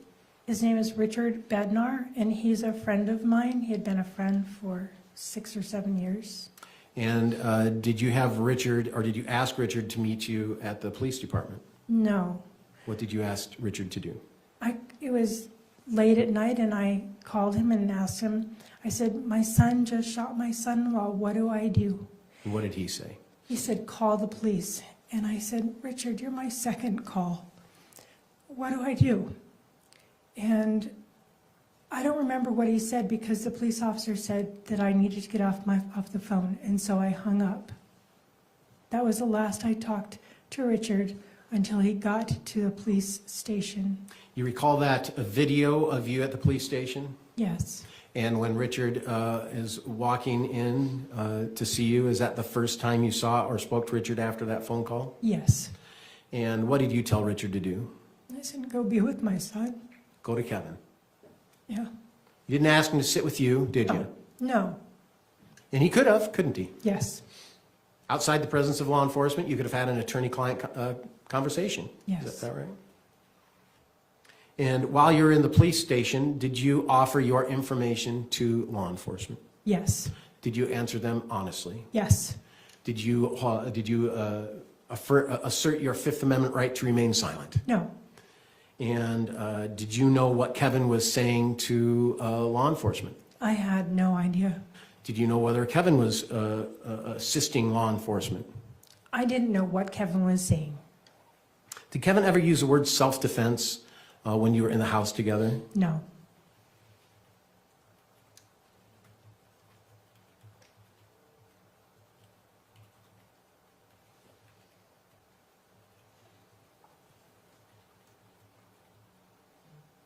You've heard the you've heard the audio of Kevin and Teralyn that's been provided as an exhibit. Is that correct? Yes. And are you familiar approximately when that audio phone call took place? right after Kevin was convicted of murder. Okay, thank you. So it was after his trial, Yes, and in that audio, Kevin has advised, or is talking to Teralyn, is that right? yes, yes. And Or leading, you could ask more open-ended questions. Let's ask more open-ended questions, please. where does Teralyn live? Tara lives in Carlsbad, California, which is in San Diego County, California. And where does Kevin live? Kevin lives in the, I don't mean now, I mean back then. oh, American Fork, Utah. And how long had Teralyn lived there? Her whole married life, so it was 16 years. And in the conversation of this audio we heard, to your understanding, where was Teralyn living then? Still in California. And where was Kevin living at the time of that telephone conversation? Utah, And where specifically in Utah? American Fork, Utah. Oh, where he was living when the conversation took That place? telephone conversation took place. The Utah County Jail.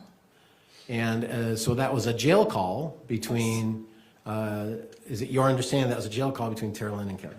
Yes, And you've heard that phone call before, haven't you? yes. First time you heard that phone call was about how long ago? A few weeks ago, you played it for me. Yeah, I played, Once you played not it. in this trial, right? No, no, privately. And in that audio, Kevin says that he had talked to you about planning this murder of Matt, doesn't he? I heard him say that. He never said murder, though, did he? No. And what is your best understanding of why Kevin would say that? Well, firstly, In speculation, Your Honor. I think speculation. I can ask her understanding. I understand why Kevin would say that. She hasn't talked with Kevin since the day he was arrested. She would have no idea. Well, she can have an opinion. Mr. Face, excuse me. Mr. Watabe, I'll submit, Your Honor. well, you're asking her to speculate, right? I'm asking her opinion on why Kevin would say that. I'll allow it, but just that one question. Thank you. What's your opinion on why Kevin would say that? my opinion is that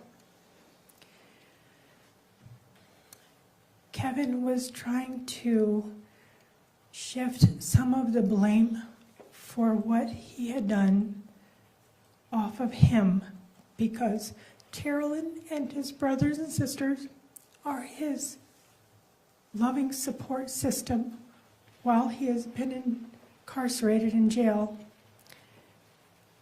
And he doesn't want to lose that while he's in prison.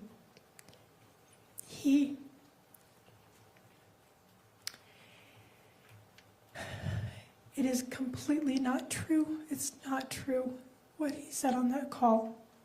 Hey, we don't have a question pending on that. Sorry. I apologize. Did you have a plan for Kevin to shoot Matt? No. Do you know how Kevin got the gun? I know that he took the gun from my safe.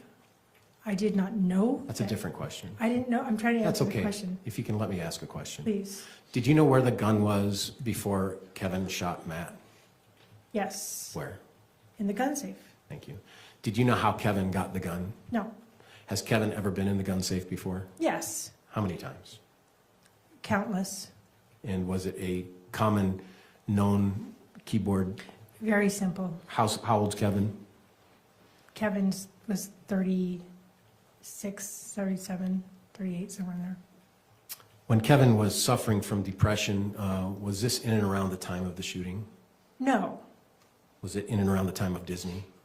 No. I mean, it went Disney and was in February, and this was in July, so months later, 6 months later. I don't know the.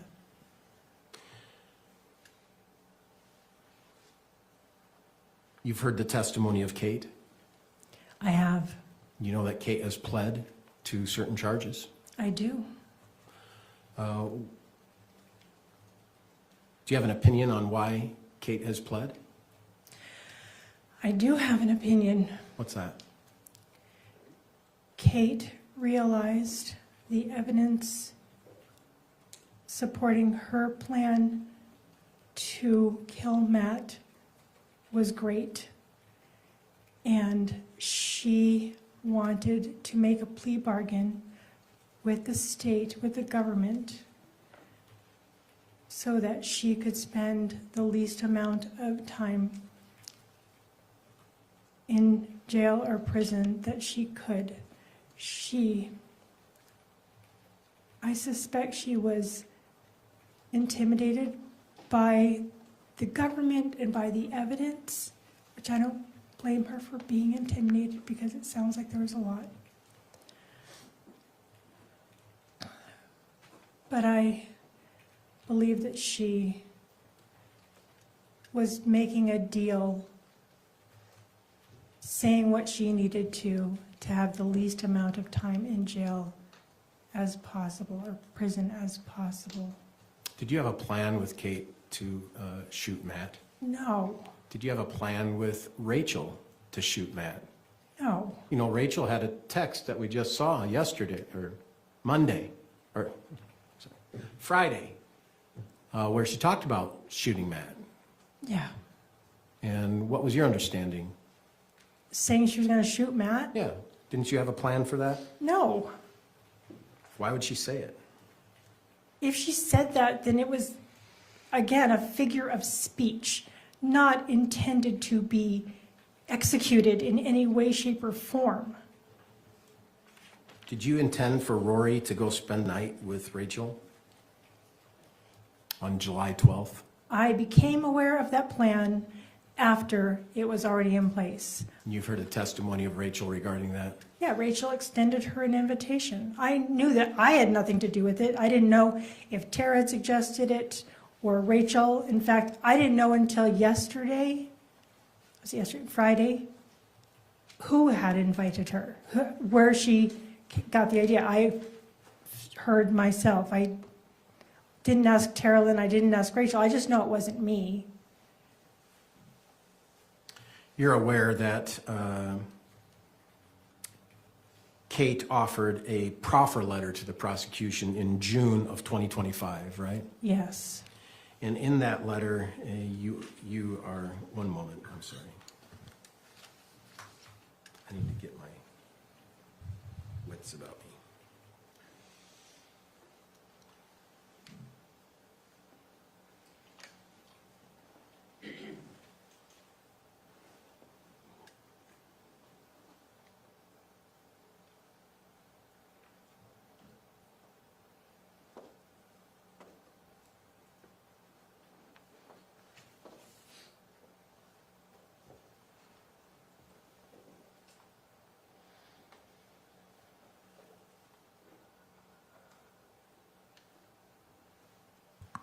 In that proffer, under paragraph 10, if we can pull up that exhibit, What exhibit number? defense exhibit number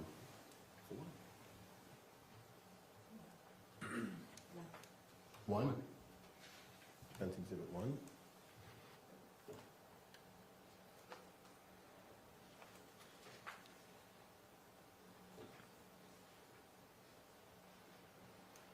Page 2.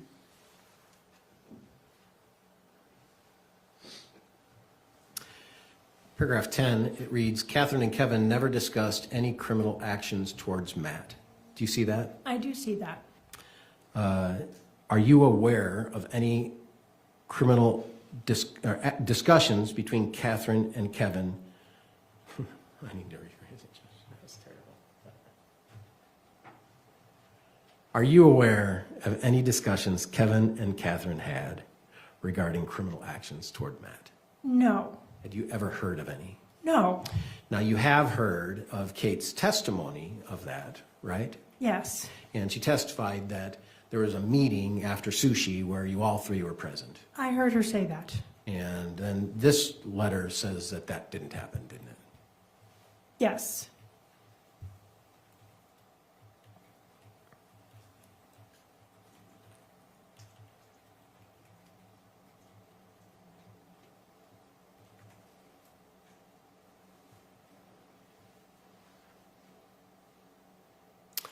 You can take that down. Your Honor, I'm just going to take a moment. I'm going to review my notes and see. That's appropriate. Just take a moment.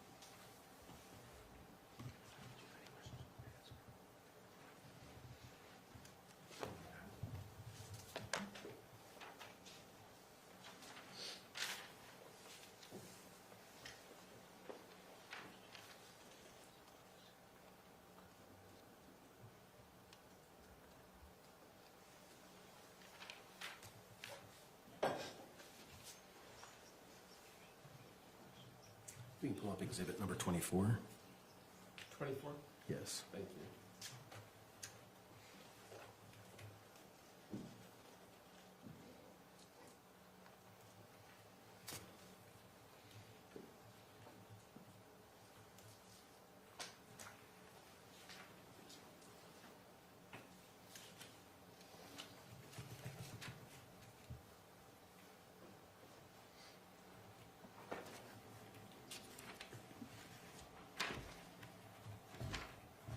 Just one moment.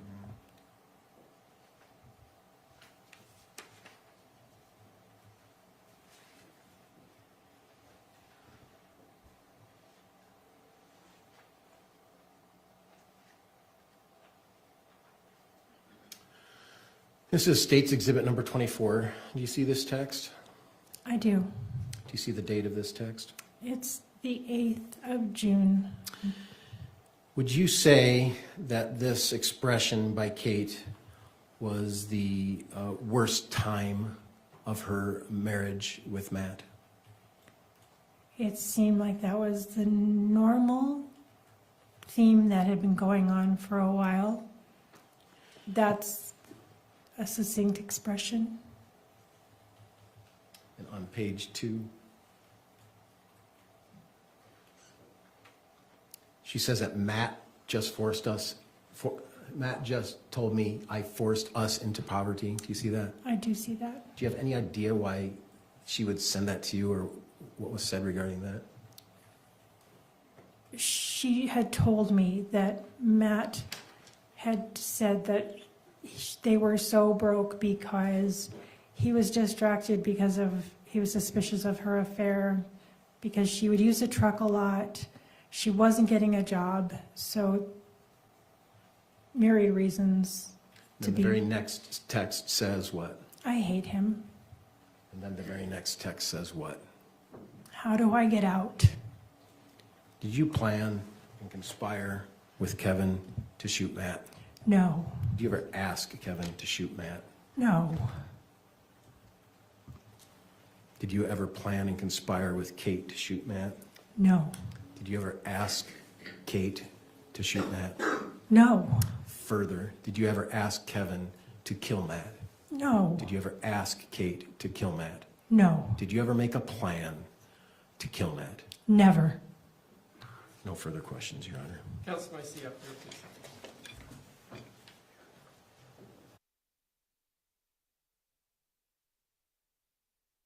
Ladies and gentlemen of the jury, we're going to take our lunch break now. We're talking with the attorneys about how long it'll take for cross and redirect. It'll probably put us well past 2 before they were done at the earliest, and I don't want to keep you that long. So if you'll be back ready to go at 2 o'clock, we'll take our lunch now. Please keep in mind my admonition you've been hearing all week long about forming an opinion about the case, talking about the case, research, or using social media. Please follow that instruction. We'll see you back at 2. Thank you. All rise.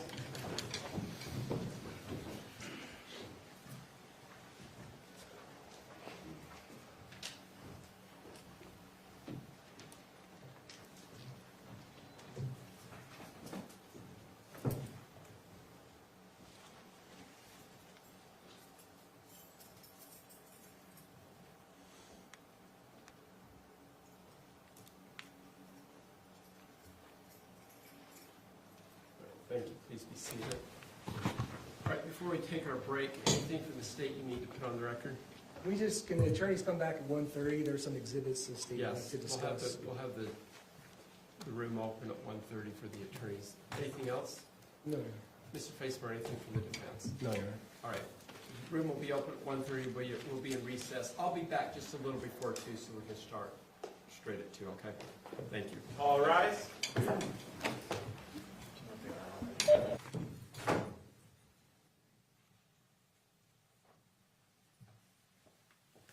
Thank you. Please be seated. Let's go back to the record in matter of State versus Grist, case number 241101170.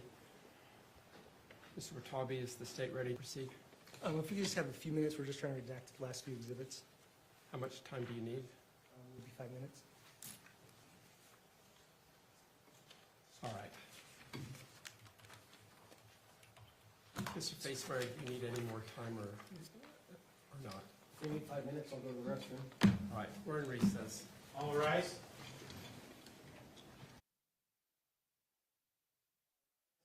Court is back in session.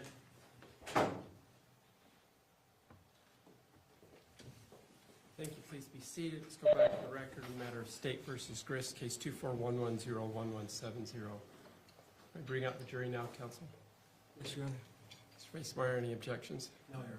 Let's bring them out.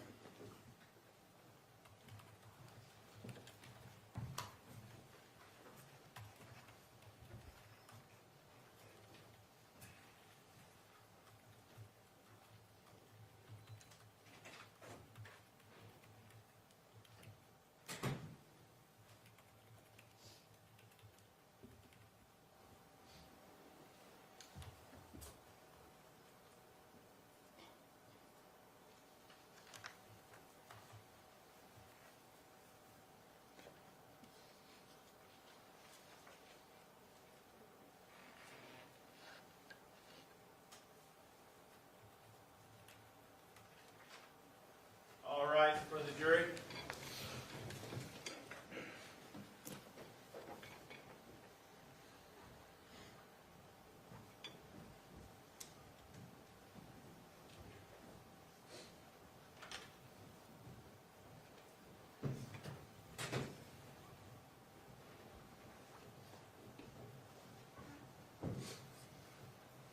Thank you. Please be seated.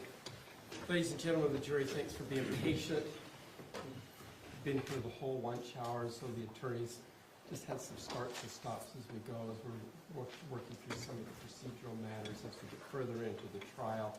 This unfortunately happens more and more often. It's not that the attorneys aren't prepared or working diligently, they are.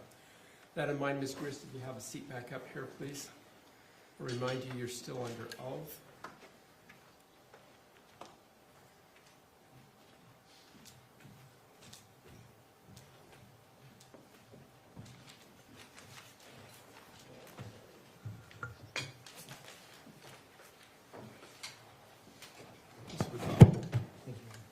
Good afternoon, Ms. Grist. Well, as good as can be expected, but thank you for asking. Would you like me to refer to you as Ms. Grist, or would you prefer something else? Tracy is fine. Tracy? Okay. Tracy, I guess let's start with... I was a little bit confused when you were testifying about where you were at in the house when Matt first came into the house on July 12th. Okay. I'd like to show you what's marked as State's Exhibit 86, if we could publish that for witness and the jury.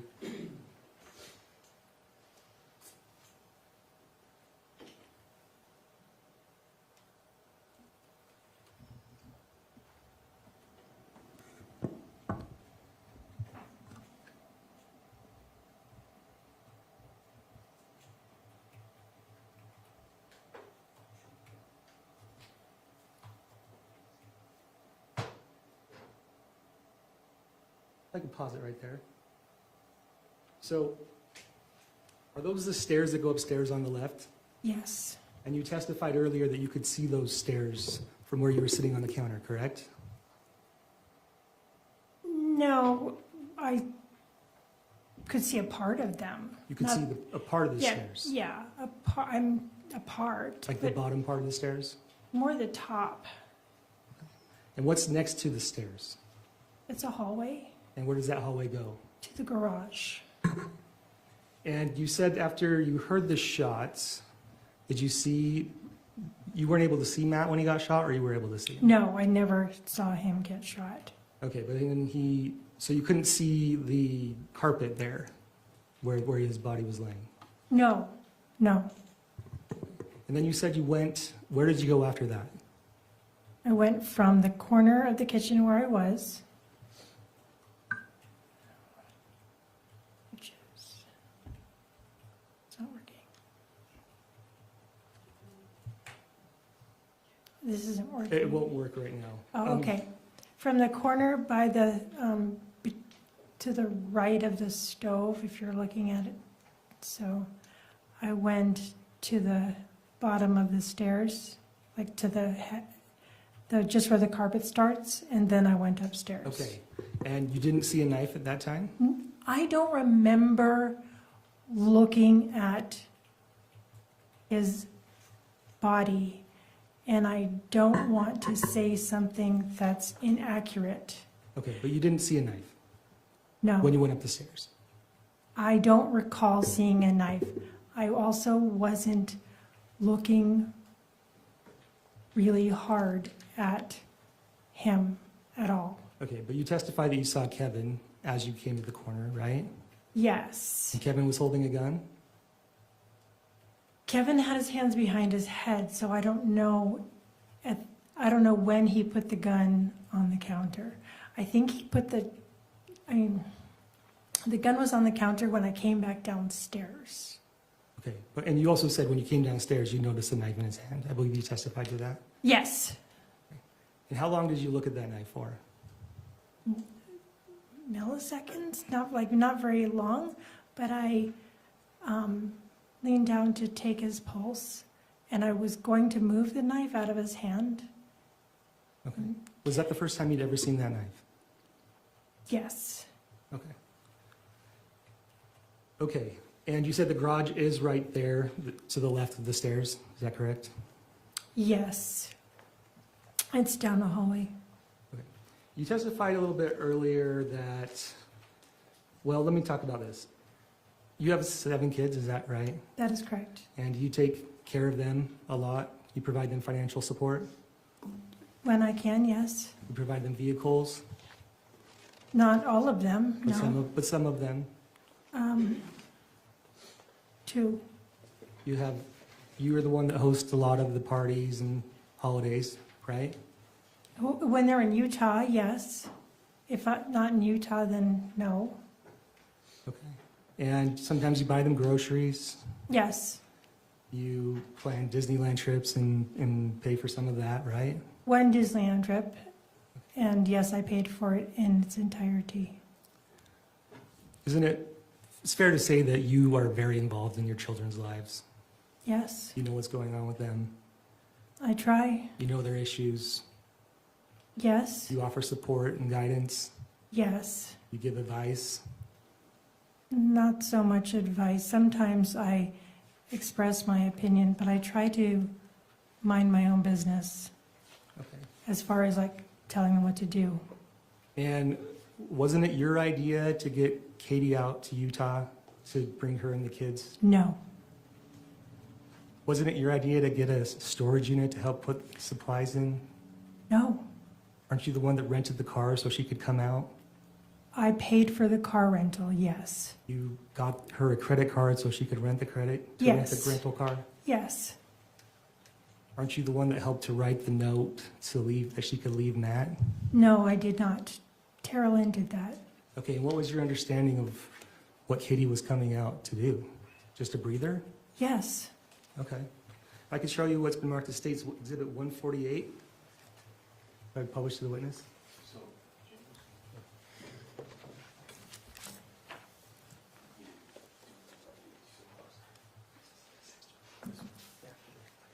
You said 148? Yes. You recognize what this is?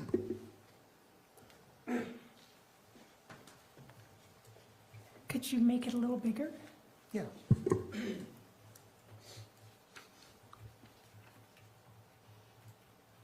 Yeah, that looks like my house with 2 IKEA toys popped up in the living room. Do you recognize to be text messages between yourself and Teralyn? That's between Teralyn and I, yes. And they start on June 20th, 2024, right?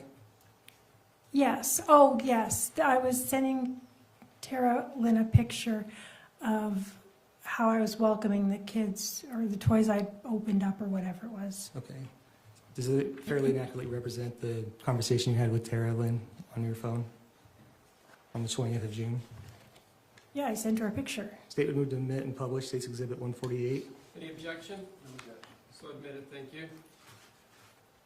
And I can show you what's marked on page 2. If we can start the next page. If you could read, what does Teralyn text you at the top? She says, "Can you see the Apple tag that I have labeled truck?" It was Tabitha's, and I switched the name on it. And I said, "I'll look." And I turn your attention to page 6. I said, On so, the second, if you could read the second text, what do you tell Teralyn? and we are just telling the kids it's a vacation to Grammy's, right? Right. And it wasn't a vacation to Grammy's, right? It was a vacation to my house, yes. It was a couple of weeks, and the children don't need to know that mom needs time to think through their marital situation. If I could just ask you to answer yes or no if this is what the text says, is that okay? Yes. Okay. And then what is the next text that you say to Kate? And I told Kate to put dab in where the spare is located so she doesn't get in trouble. And what is dab? Dab is marijuana. What kind of marijuana? I don't know. I don't use dab. I know they buy it in a form that looks like lip gloss. Okay, so are you telling Kate how to put dab, how to sneak dab into the state? Is that what you're telling her at this point? I am telling her a way to use her marijuana and bring it so that she doesn't get arrested. Yes, I am. Okay, so you're giving her advice. I was. Okay. And you're at least aware of the storage unit at this time, right? Yes. And if I turn your page to text, next page, page 7, what does Teralyn tell you? So far, so good. Just got the kids into the excursion, and now we're going to the storage unit. And the next the next line? I will relate all that information to her, Okay. If I could to turn Katie. If I could turn your attention to page 9. Green square at the bottom on the right. What do you text Teralyn? Text ready? Do you remember what that meant? No. Okay, if I can have you read the next page. What does Teralyn say? She says ready. And what does she text you? Oh, yeah, that was the text that Teralyn had fashioned for Kate to send to Matt whenever Kate decided to send it. But you asked her if she was ready to send that text, correct? Isn't that why you asked her text ready? No, I meant, is the text ready for Kate to have? Right.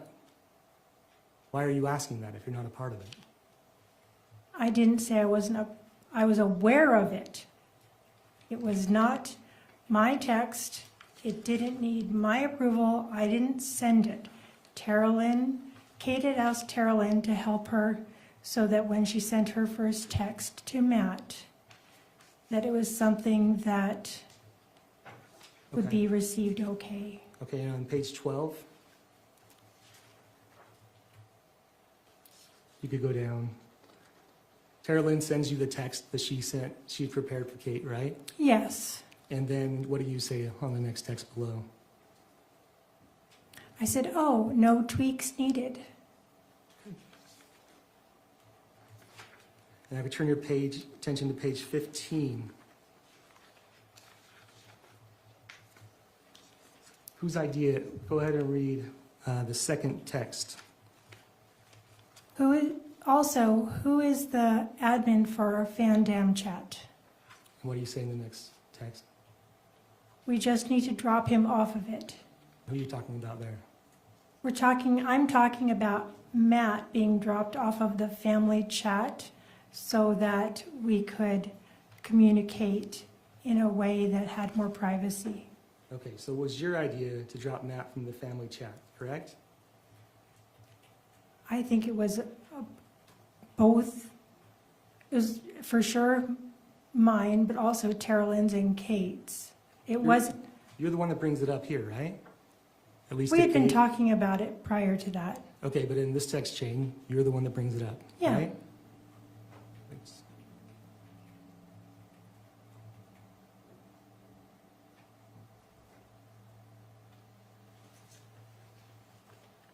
And you had testified earlier that you were not happy that Kate was dating when she was in Utah, right?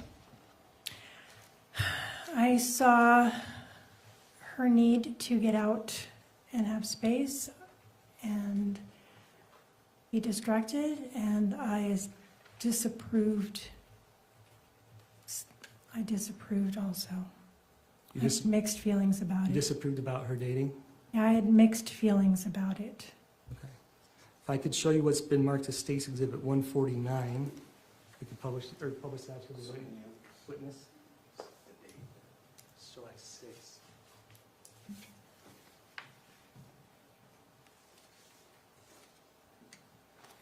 Do you recognize what that is? Yes, And what is this? that's a text from me. To who? Probably Kate. Okay. Yes, it's Kate, because Kate calls me Mama on text. And what date is from?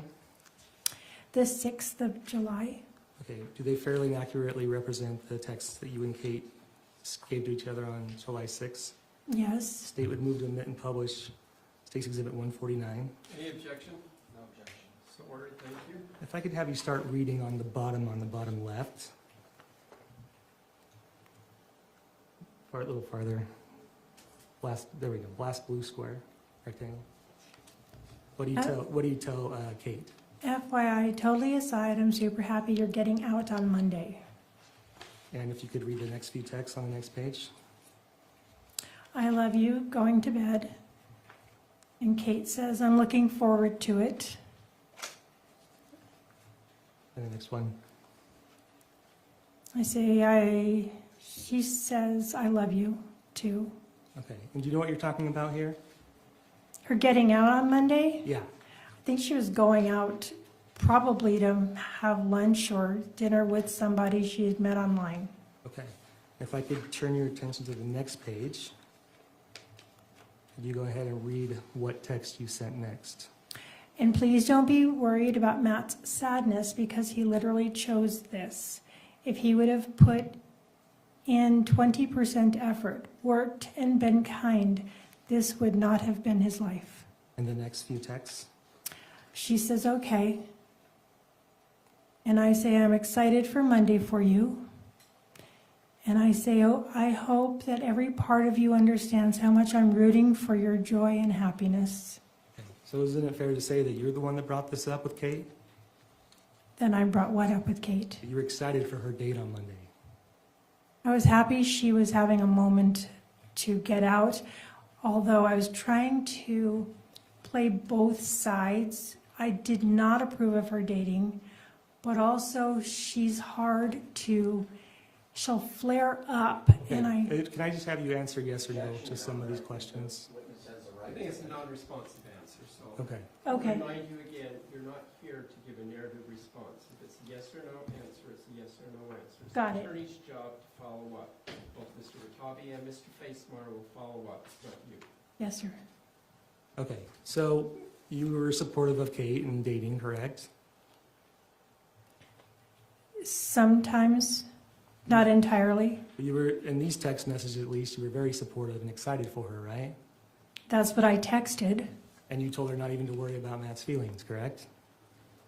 That's what I texted.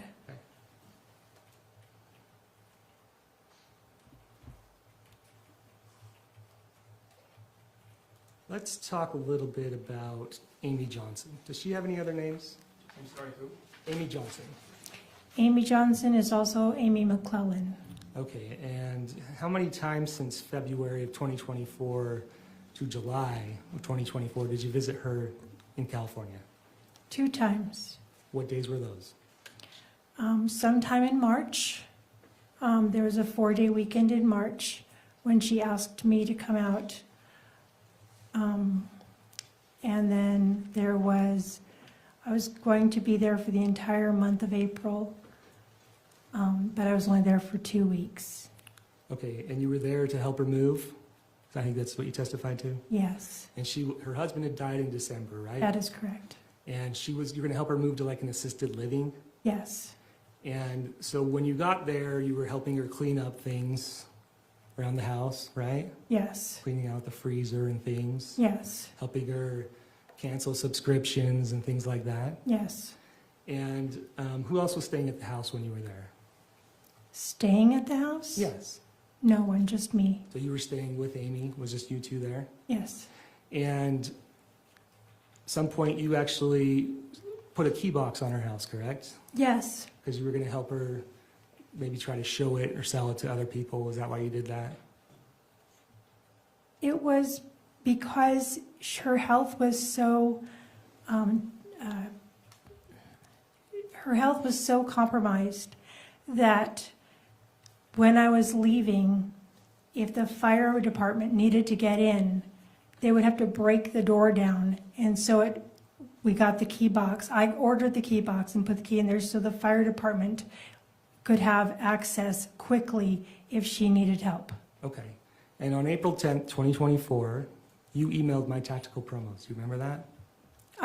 I do now, yeah, I remember because I've seen the emails, yes. And you specifically stopped sending tactical mystery boxes, correct? Yes, Did you ever see a tactical knife when you were at Amy's house?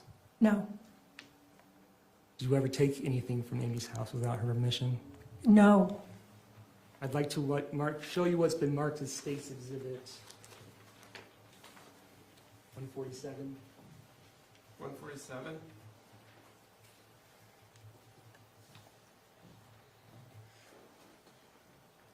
You recognize what these are? there are texts between myself and my daughter Teralyn, On what date? March 18th, Okay, do you remember this conversation? yes, Do they fairly and accurately represent your text messages with Teralyn on March 18th, 2024? yes, State would move to admit and publish to the jury. Any objection? No, Your Honor. Thank you. So admitted.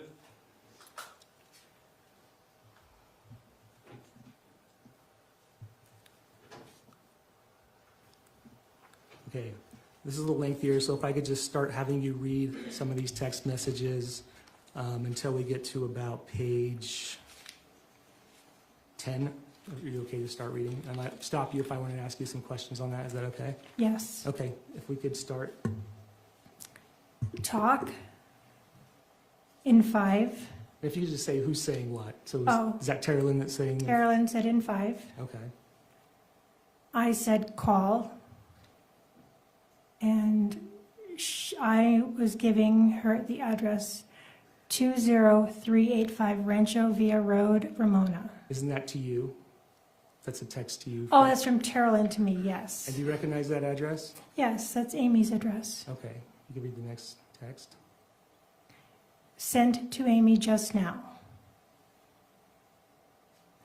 I misplaced my work phone. The battery isn't charged, so I can't call or ping it. No biggie. I can forward my work calls to my personal phone.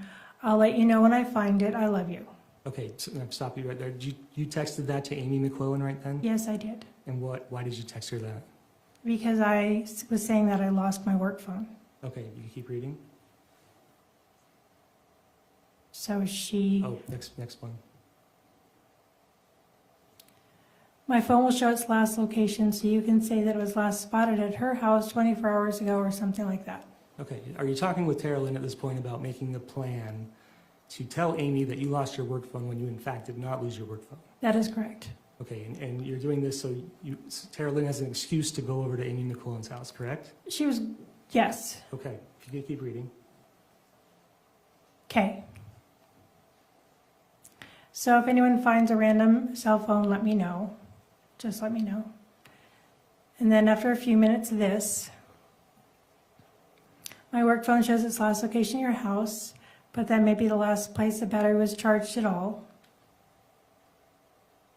First bathroom on the left is where the cat food is. Walk through that little closet area and into and that is the office. When you're in the office, turn left, bottom drawer, all the way to the front of the drawer. It's in a flip file labeled Ford F-150. You may as well just take both titles as well as the entire folder. Just so you know, no one ever uses that bathroom, so it's not really a bathroom to be used because there's no toilet paper because the cat plays with it. What does Teralyn say? Teralyn says, this feels so crazy, LOL.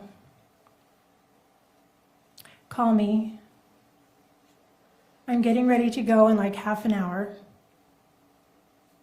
I will regret if we don't make sure that Amy is totally safe, even using means that are a little bit coloring outside the lines. Okay, and then the next text. Besides, Amy really loves you. Take a picture of your Meredith picture so you can show her on your phone and ask her if she still has that, because if she didn't know what I was talking about when I mentioned it. If we could just skip to page 16. What does Teralyn send you a picture of? Oh, that's a picture of, I think that's a picture of a title for a Airstream. Isn't that a picture of a title that you just had her take from Amy McQuillen's house? No, without no, her no. without her knowledge? No, No. I never had that title. But Teralyn went into her house without her permission, without her, and took the title on your direction, didn't she? Not that title. She took a title. She did, and I brought them back in April.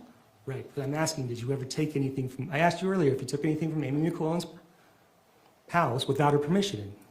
I directed Teralyn to take 2 titles, and they were brought back in the following month, or 3 weeks later, because the home health care provider. I just asked if sorry. you could, did you have Teralyn take title from Amy McQuillen's house without her permission?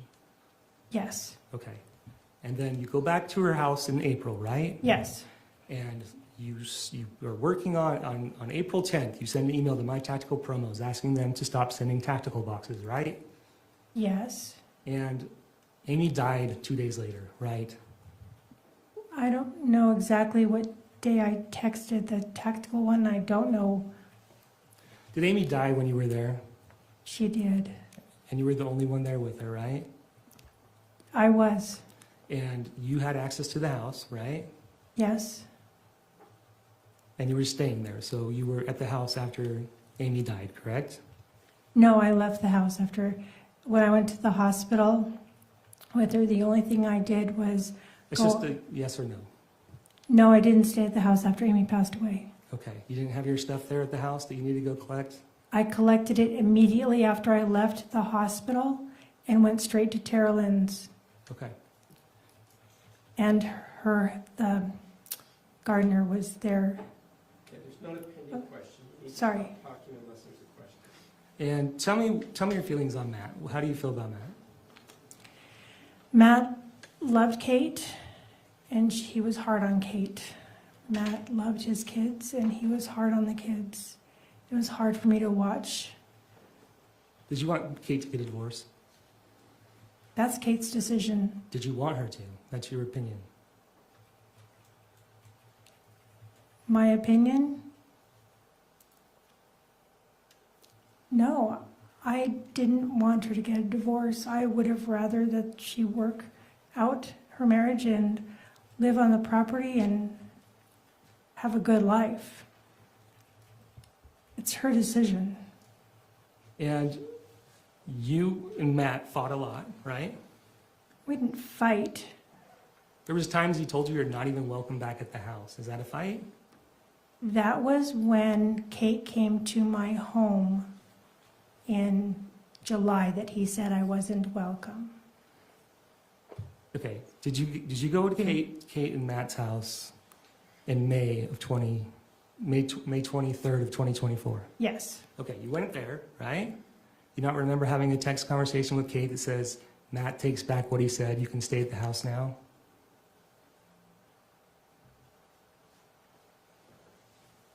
I can refresh your recollection if you like. Yeah, I remember having that. If I could show her Exhibit 117. Let her finish too, you're cutting her. Okay, I'm sorry, Honor.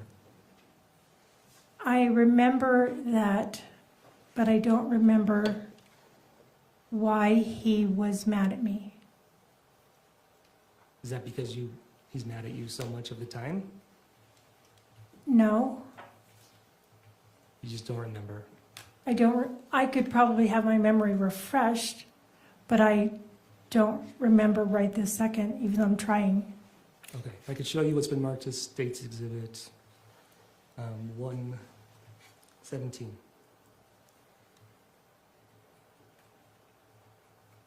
Oh, I'm sorry. It's Exhibit...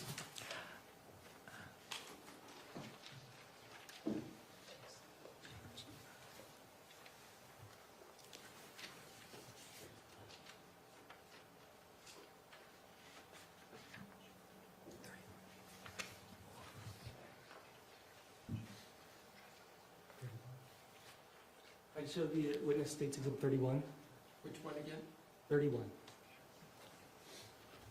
You can pull the mic over. 31, Your Honor. And if you could scroll to the last page.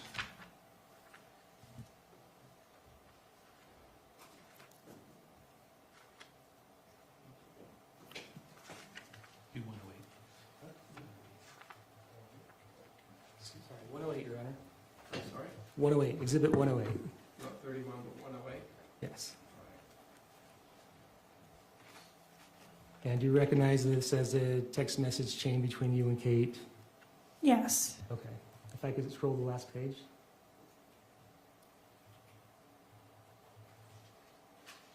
Okay, scroll up to the top. One more up. Right there. What does Kate tell you on May 23rd, 2024? Matt redacted all he said about you not being able to stay here. You are more than welcome here. And what did you say? Okay, And again? I'm glad. And what did you say again? I wanted to be able to see your babies and hang out and see you. Okay. So is it fair to say that on May 22nd or May 23rd, things had gotten so bad with Matt that he had banned you from the house? Or at least you couldn't stay with them at the house? I would say that's not fair to say. Did you not say that I wanted to be able to see your babies and hang out and see you? Did you say that? Yes, So doesn't that imply that you weren't allowed to come to the house?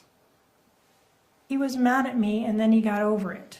I don't know, you're not helping me remember what he was frustrated at me for. I don't know. Okay, but I'm asking you, is that what you said? Did you say that on May 23rd, 2024, at 9:46 a.m. that you wanted to be able to see your babies and hang out and see you? Yes, And the reason you said that you were glad is because Matt had retracted being mad at you, yes. which implies that he had told you that you were not welcome. I think he told Kate. Okay, but you were aware that you were not welcome. Yes.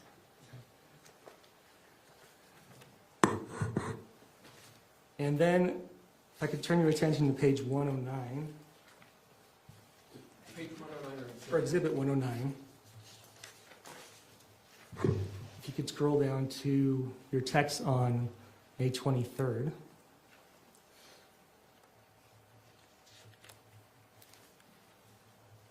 Farther down.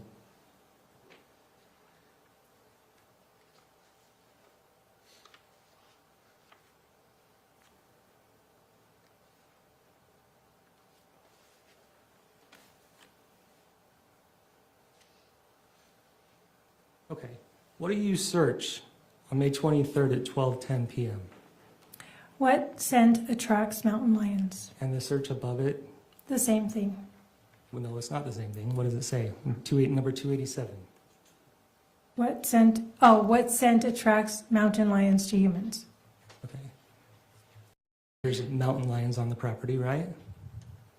I'm aware that Matt said he saw mountain lions. Okay. You were aware that Matt had told you there had been mountain lions on the property, right? I didn't believe him. Okay, No one but, did. But the day after, or the day that you've been fighting with Matt, you're searching what scent attracts mountain lions to humans, correct? Yeah, it was a joke. Okay.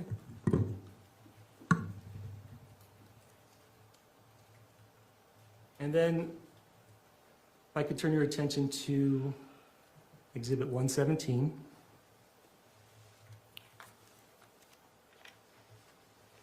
You recognize what these are?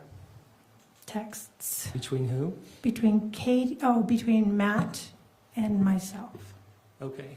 And this is do you recognize what date this is and why it's important? Yes, this is the day that Kate was to arrive in Utah to my home, and 3 hours, so yeah, I recognize it. Okay. If I could turn your attention to page 7.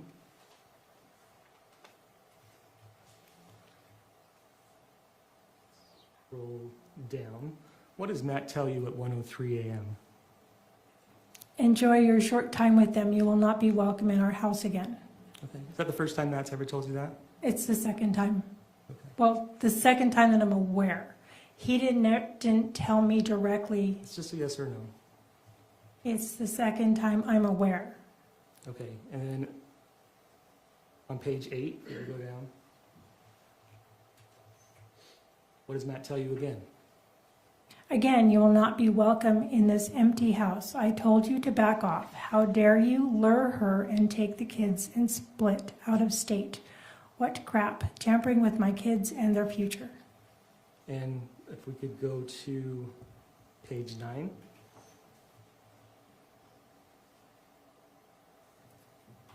To the bottom. What does Matt tell you? My life is none of your business. It was not vacation time. And finally, page 17. What does Matt tell you on June 22nd, 2024? I will read your text, but I will not reply to you anymore. And in fact, that's the very last text you ever, or communication you ever received from Matt, isn't that right? I guess it is. I'm not sure. Okay, I'm really not sure. that's fine, but it could be the last text that you ever received. You don't recall any other texts or phone calls with Matt, right? No, I don't think so. Okay. Now I'd like to turn your attention to, and also in these texts, he threatens to call the police on you, right? Yes, He tells you that you've kidnapped the kids. I read that text. And you sent some of those texts to Kevin, right? Yes, And in fact, you go and you start searching up things on on the internet, right? You recall that on June 22nd? searching for things about, About a person taking the kids without telling the other parent. yeah, I was wondering about the legality, that the legal position that Kate has, because he was threatening to call the police, and I had no idea. He was threatening to never let you see the grandkids again, right? No, Did he not just tell you that you were no longer welcome in that house again? the kids leave the house. I could see them at Teralyn's house or other places, and I didn't think it would last. You testified earlier that if Matt wasn't going to Disneyland, neither were the kids. Do you remember that? Yes, So you had made Matt really mad this time, right? that when Kate came to Utah, yes, he was. I'm sure he was the most mad he's ever been at me. And he told you that you are no longer allowed in his life. Did he not?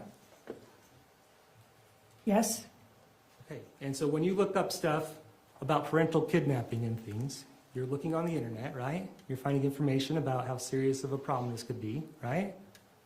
I'm looking because I don't know the. Sure, you Kate's don't know the rights. laws, but you're finding stuff out, right? I'm looking. Yes, And you've been married 4 times. yes, You know how custody works. yes, And you've been successful in your custody battles, right? yes. Your kids aren't seeing their dads, right? My kids' dads chose not to see them. Okay, but they're not seeing their dads, right? You mean currently? No, when you went through the custody battles and you went through the divorces, Every time that the dads want to be able to have any kind of it's a custody, yes or no question. ask me again then. You had won the custody of your children in your divorces. I had primary physical custody, yes. And your children rarely ever saw their biological fathers, correct? Whether that's on their own doing or not. That's correct, right? Rarely, It's a yes or no. yes. And in fact, you knew that Kate's situation is different, right? Of course. And Kate had been charged with domestic violence, right? Yes, And Kate was a heavily user of dab, right? Concentrated marijuana. yes, And if there was a custody battle and she had already taken the kids out of state without her permission, without Matt's permission, she was not going to be in a good place for custody, right? Objection, Your Honor, calls for speculation. Call for a legal conclusion. I'm asking her based on her experience. Rephrase it that way then. You knew that Kate was not in a good position for custody, correct? I'm sure if she had an attorney, they would help her navigate that. I don't know. But you know she talked to an attorney, right? As far as I was trying to get her to talk to attorney since the beginning of July. As far as I know, she spoke to one, and I was, It's a yes or no question. You know she talked to an attorney, right? one attorney, yes. Okay, on July 11th, right? Yes. You listened to those calls. No. You listened to the call. You testified you listened to the first few minutes. Yes. And then you said you asked Kate about it, and she just told you what they said. No, I said that she could just easily regurgitate to me what the attorney said. Okay. But you knew it wasn't good, right? The attorney said that it wasn't, she didn't have a good chance of staying in Utah and having a divorce. That misstates the evidence. I think it's such a confusing statement overall. Okay. Rephrase it. Did you ever hear the attorney say that Kate could not stay in Utah with the kids and have a divorce? No.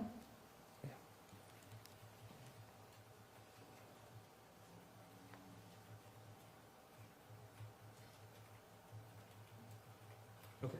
So I want to take your attention to, well, first you testified earlier. You wanted Kate to stay out there, right? To stay Stay in Utah. permanently in Utah? Not permanently, but you testified that you wanted her to stay for a while. Maybe another week or two after what she did stay. Right, and isn't that the whole reason that you came up with the plan that she would sprain her ankle is force Matt to drive the truck out? That's a two-part question. Okay. Do you remember the plan to sprain the ankle? I do. It was Teralyn's idea. Okay, and And- you testified that the purpose of that plan was so that Matt would have to drive the truck out, Incorrect. and that the reason that she wanted to drive the truck out is because it couldn't make it out to Utah, so then it wouldn't be an option, right? That was confusing. The reason that you wanted Matt to drive the truck out is because it wasn't in a condition that it could make it to Utah from California. Did you not testify to that? No. You didn't. No. Okay. But you did you want Matt to come out? No. Ever? No. Okay. I'd like to turn your attention to what's marked as State's Exhibit 119. You recognize what that is? This is a text between my brother, my sister, and myself. Okay, if you could move up down to the next page. Further up, down. Okay, who's talking to you on June 29, 2024? That's my brother, Christopher. Okay, and what does he say? He said, "How's Matt taking it?" And then what does he say? He says, "Not that you care." That seemed to suggest that you don't really talk kindly about Matt to your brother and sister? Yes. Okay, if we go to the next one. What do you say? I want him to show up. Okay, so you did want him to show up. I wanted him to talk to Kate, but no, it's like, I did say it in there. Yes, I did. Okay, so you did want him to come out. I didn't want him to show You up. said it. You said it. I said it, but doesn't mean that I meant it. On June 29th, you said it. Yes. She had been at my house for 9 days, and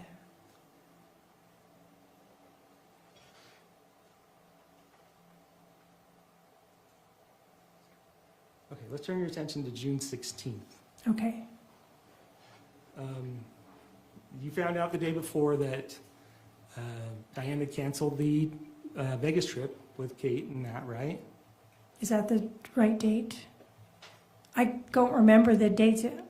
Okay, do you remember a time in June where, I do remember sometime in June when Kate said the Vegas trip had been canceled. okay, and Kate comes out on June 20th, right? Yes.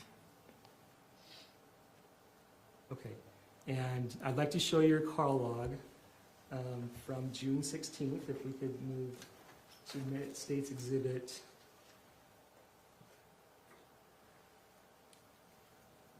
One moment.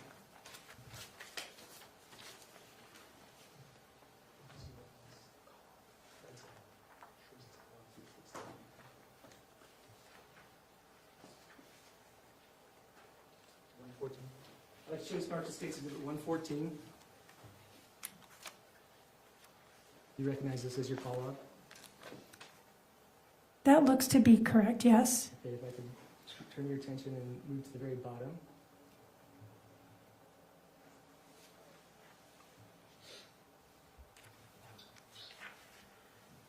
Okay, and the very first person you call that morning is who?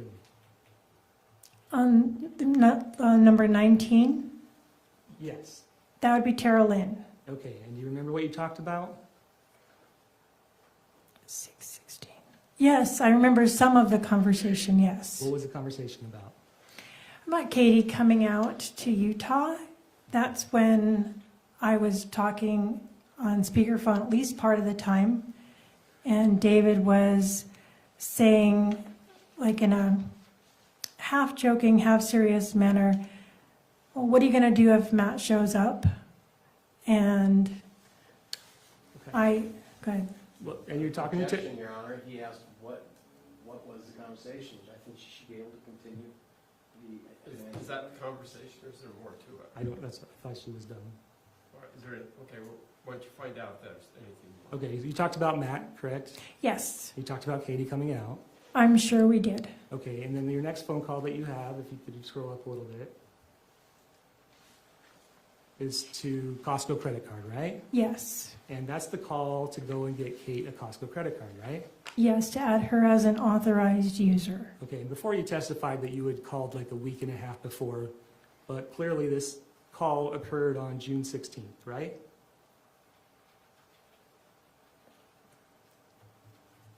Yeah, I guess I was just mistaken on when I made the arrangements. It was not, Oh, that's okay. But just so we can get it clear, if Diane canceled the Vegas trip on June 15th, right? on June 15th. Correct? Uh-huh. There would be no reason for Kate to get a rental car until June 15th or later, correct? I don't understand what you're saying. If Kate was going to drive or go on a Vegas trip with Diane, and before she canceled on June 15th, you wouldn't have called to get a credit card to rent a car before then, right?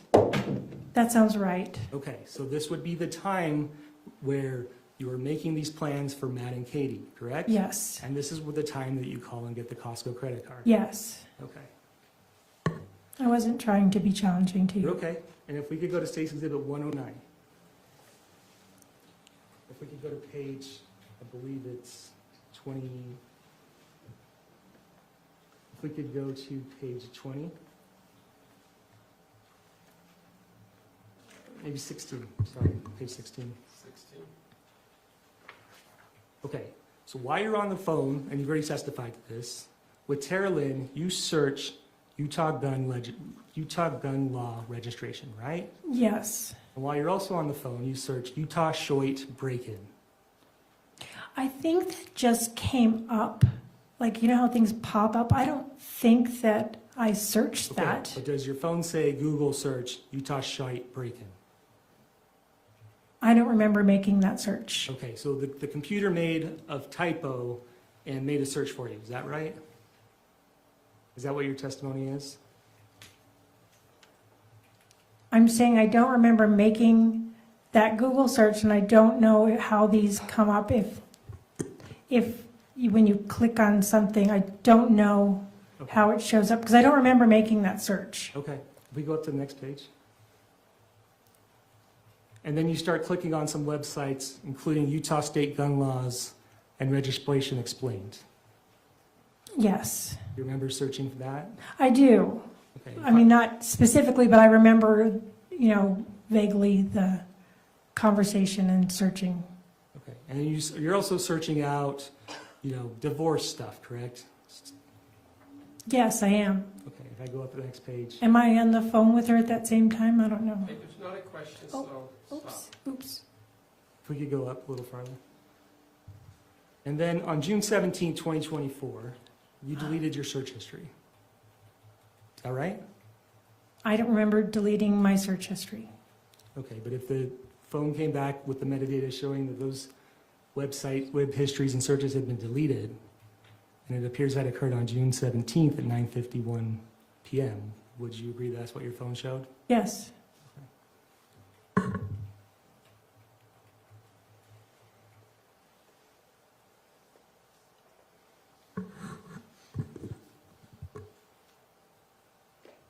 And this is also the same day, June 16th, that Rachel asked you, saying, hey, what's up, dude, or something like, you got to tell me more about that. Do you remember that conversation with Rachel? I don't, but I remember that one text And do you because I remember seeing the word dude. Okay, do you remember her, you also texting her back, we have a plan for Rory too? I don't have no idea what that's referring to. I don't know what that's referring to. Do you remember texting her, Caitlin Johnson, a minute before saying, hey, can Rory come stay with you? Or come visit you? Visit you, stop and see her, yeah. Do you remember that? Yes. Okay, and those happened within minutes of each other. Do you remember that? I don't remember, but I remember seeing it on the text, yes. Okay, so you don't remember what the plan was you were talking to Rachel about? No, I don't remember the plan about for Rory doing anything.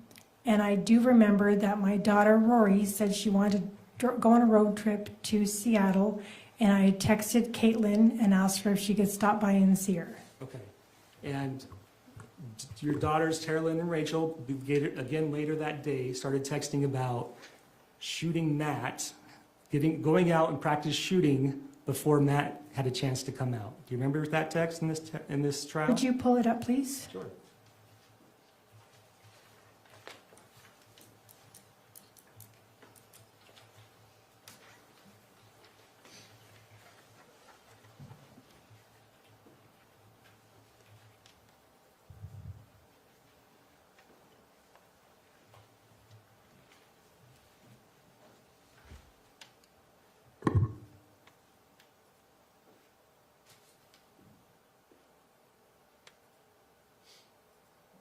Scroll down. That's 128. Yeah. Do you remember Rachel's text on June 16th? Yes, now I'm seeing it.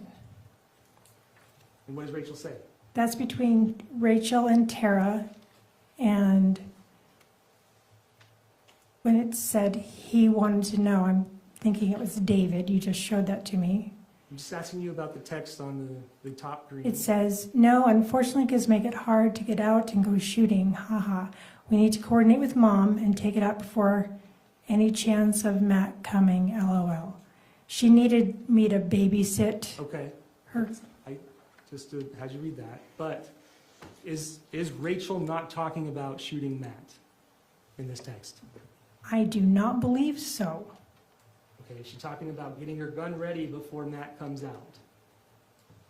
I don't know what she's talking about. I mean, that's what it looks like, but Okay, but this is also 4 days before Kate even leaves, right? it is 4 days before Kate leaves. Okay, so you don't ever remember joking about shooting Matt? No, that was not between me and that was between Rachel and Teralyn, and no. Rachel testified that you would joke about shooting Matt. I don't remember joking about shooting Matt.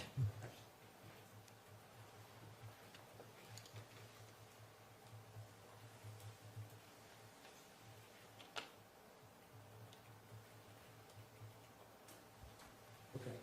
On the day of July 12th, 2024, Say that date again. July 12th, 2024, Okay, that's the day that Matt comes out to Utah. okay. And you testified that you were surprised that Matt was driving out, right? Yeah. And that's the biggest concern you had, is like, I can't believe he's driving out. Is that what you testified to? Yes. Because you didn't think you could make it in the truck, right? Yes. Okay, I'd like to show you what's been marked as State's Exhibit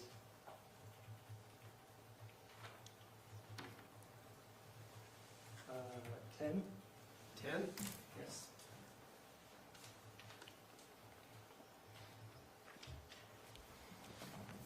If I can go up to page 22. Go down.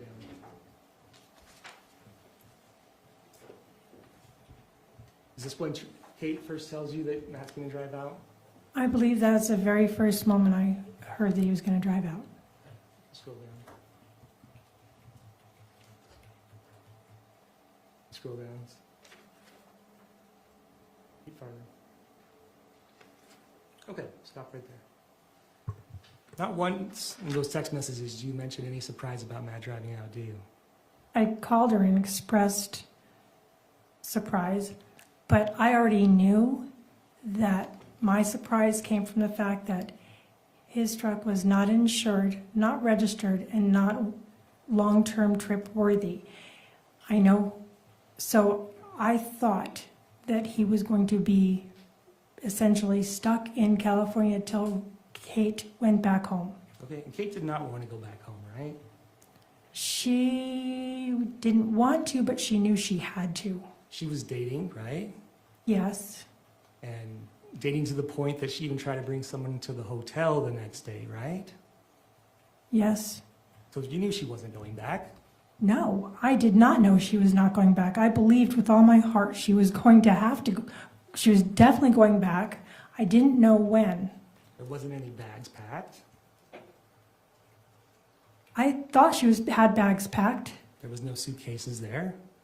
She just was going to put all the Sterilite drawers into the bed of the truck and take and put whatever she wasn't packed, it was going to be either easily done or It's just, you didn't see her any bags ever in the front room, right? Or any clothing or anything. no, but I didn't go upstairs at all. And now you have a conversation with her, right?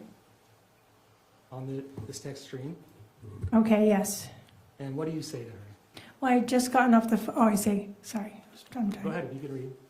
Honey Bunch, I'm really happy that Matt's going to try. I'm a little nervous about it, but I hope that it works out because you have a sweet little family. Okay, if you can keep reading. And I'm super happy that he stopped drinking. And then she likes that one, and then she responds, me too, I want us to be all to be happy together. I put to Katie, this is literally the only thing I care about. I've just always appreciated that your husband loves you and loves your kiddos. You just have to do your best too. I'm coming home so we can talk about it later. You really need to be invested in doing the best you can. I know you have been. I just love you so much. And she liked that. Okay, keep reading. Hey there, please let Matt know that he's welcome to spend the night if he's too tired after driving all day. I promise I'll stay away and I'll be sweet as candy. She says, okay. And then I say to her, or else, if you guys want, I can give you $100 or so towards a hotel so you can stop if you need to. And she says, okay, I'll tell him. And I say, I'm not trying to get in your business at all. I just want him to know that if he needs to rest, he can rest at the house, or we can get a hotel room for you guys. Or maybe you could start driving, just start driving, and go back home because driving to go back home because you will not have driven all day the way he did. Okay. And then I said, even a hotel room in St. George might be okay. Okay. And then I put $200 for a hotel room I can handle as opposed to the rental car on the way back. What's she say? And she says, okay, on the phone with him now. The next one. And I said, very good. Okay. That's the last text messages you had with Kate that day, is that right? Probably. If you're telling me that's the case, then I'll say yes. I can't. Sounds right. And these text messages were intended for Matt, right? No, they were intended for Kate. These were text messages, you were having just a conversation with Kate, and this is what you were telling her and how you feel? Yes. Okay, so if I could go up one. When you say $200 for a hotel room I can handle, as opposed to the rental car on the way back. Because she would have to explain to him why I could afford a $200 hotel room when I was acting like I couldn't afford a car rental. She'd have to explain that to him. Right. And again, I'm asking you yes or no questions, okay? If we can just stay with that. So, there was no rental car. Kate knew that there was no rental car going back. Matt had already paid for a rental car, right? Objection? Had Matt already paid for a rental car? What's your objection? I think he's misstating the facts, or at least some foundation to what he's referring I don't recall that Matt paid for a rental car. Are you aware that Matt gave Kate money, he put money in her account for a rental car? Yes. Okay. And so you are also aware, you also know that Kate was never going to go back in a rental car to California. Kate wasn't going to go back on that day in a rental car to California. Okay, so you say $200 for a hotel room I can handle. You said that, right? Yes. And you also said as opposed to a rental car on the way back. Yes. Correct. Okay. And these are things that she ended up telling Matt, right? I don't know if she told him or not. But these are things you wanted her to tell Matt. Yes. Okay. If I could have I would like to play for you what's been marked as State's Exhibit 117.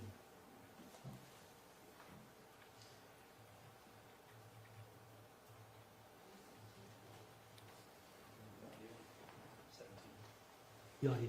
Just 17. Oh, 17. Apologies.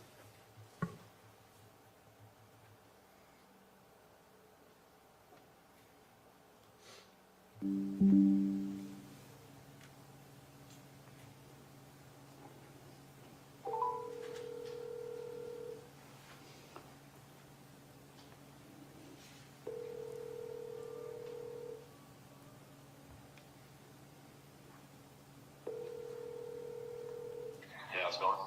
Good, how are you? Pretty good. What's going on? I was just called to see how your drive is going. I'm just passing that abandoned water park.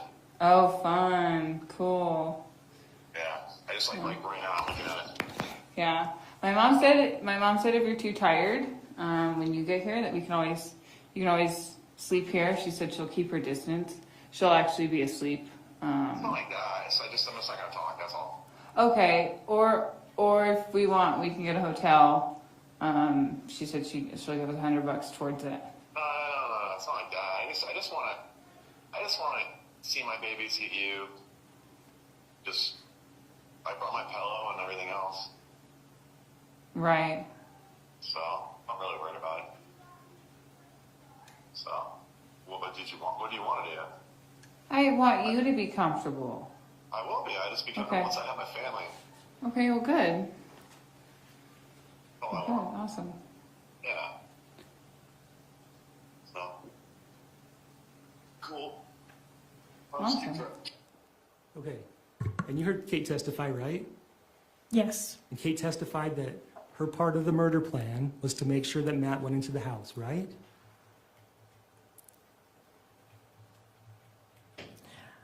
I don't remember her saying it quite like that. Okay.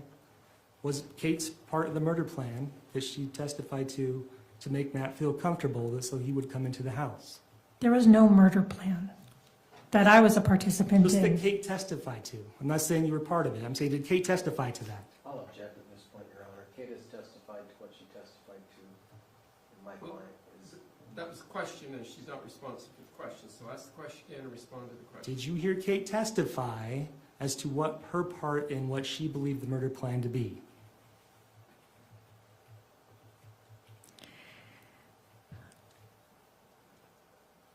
I don't remember. You don't remember? I'm trying to remember what her words were. That's okay. And if I could turn your attention to the call log on 117, is that right?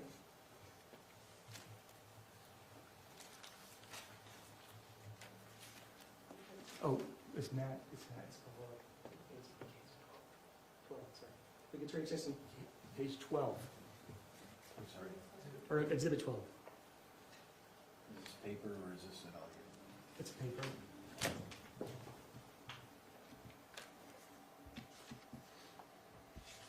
You could go to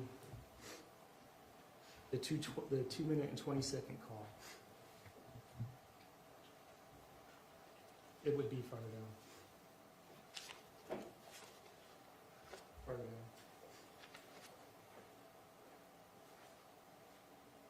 Farther down. Oh, right there. Sorry. That phone call, I believe Detective Norton testified to, was at 2:20 p.m., correct? Do you remember that? Can you explain to me? Your Honor, at this point, I would just ask for some foundation at what I'm looking at, because I don't know what he's referring to. It might be helpful for the witness to. It's okay, I'll strike that, Your Honor. Thank you. Okay. Does it make sense to you that Matt would have come into the house with a knife? No, it doesn't. In fact, Matt pulled up in front of the house and parked over cardboard. Yes, he did. He did that so he wouldn't leak any oil on the street. Yes. And did you see Kate go and put the cardboard out front? No. Weren't you washing off the porch earlier that night? Yes, I was. You didn't see the cardboard at that time? I wasn't. No, I don't think so. No. No, I would have noticed, so no. Okay, and Matt came into the house, right? Yes, He didn't knock, he didn't ring the doorbell. correct. He took off his sandals and put them nicely in front of the carpet, right? That's what I saw in the photos, yes. So you believe that to be true. I do. And you heard Kate testify and you heard those phone calls, right? Of Kate's phone calls to him? Yes. Yes. And there's nothing that Matt believed other than he was coming to pick up his family, right? Yes. So there would be no reason for him to even be angry or worried at all, right? No. And your testimony is he came in and he walked back through the back behind you, right? And he came in through the kitchen, living room, into the kitchen, Yes, dining room. dining room. And then he turned the corner into the hall. Is that what you testified to? No, he came into the dining room, and then he went back the same way he came. So he never went into past the kitchen? No. towards- Okay. And then you heard gunshots. Yes. And did you go over immediately? No. How long did you take? It's hard to say exactly, but I was kind of in shock that, and I was confused. Okay. And you go upstairs first? Is that the first thing you do? After I had a few words exchanged with Kevin, yes, then I went upstairs. Are you looking for your phone at this point? No. And you go upstairs, you talk to Kate, right? Yes. And then you come back downstairs, and you can't find your phone, right? Yes. And at that point, you decide to check his pulse, Before I looked for my phone is when I checked for his and you pulse. checked on his wrist, right? Wrist first. And the wrist that he'd been shot on, Yes. and you didn't notice any, I didn't Injuries. notice any injuries whatsoever. and you already believed him to be dead at that point, right? I was trying to determine if he was alive or not. And how did you determine that? I was trying to look at his breathing, look at his chest, and to feel for a pulse. And you checked twice on that wrist, right? Yes. Wrist that had the knife in it, right? Yes. And the knife stayed in his hand while you're doing that, I was going to take the knife out. but you didn't. I didn't. Okay. And then you find your phone over by the counter where you've been sitting, right? On the next counter on the other side of the stove, but yes. And then you call the police. Yes. And as soon as you call the police, you realize that the neighbor Caitlin is called. No, I didn't know that the neighbor called. So when she said Caitlin, I was confused because I was trying to figure out why would I be called by a name and it was wrong. I was just confused. Okay, and then you tell the police that you need an ambulance, right? Yes, These are just yes or no questions, okay? And you told the police that you thought he was breathing, right? I think I asked, It's a yes or no. If you don't remember, you can just say you don't remember. I asked Kevin to check to see if he was breathing. And the police show up right then, right? Yes. I'd like to play what's marked as State's Exhibit 104.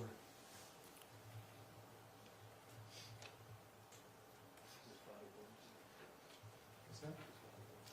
It's the 911 call. July 12, 2024, 22, 15, 45. 911, what's the address of the emergency? 114 South 920 East American Fork. Okay, tell me that one more time to make sure that I got it correct. 114 South 920 East. Okay. And is this Caitlin? No. Okay. What's your no, number in case we get disconnected? 801-651-2695. And My daughter, Tracey. Okay. My daughter's husband came here. And they're going through a separation. And he brought a knife, and my son shot him. Okay, I need an ambulance. okay, I understand. And it's at this home? Yes. And who is it to you? Your husband? My daughter's husband. Okay. Is he conscious or breathing? I think he's breathing. Okay, I've got an ambulance out that way. I've also got an officer that's coming into the area. Do you think he's beyond help, or do you think you may be able I to have no CPR? idea. I have no idea. Okay, are you comfortable checking on him?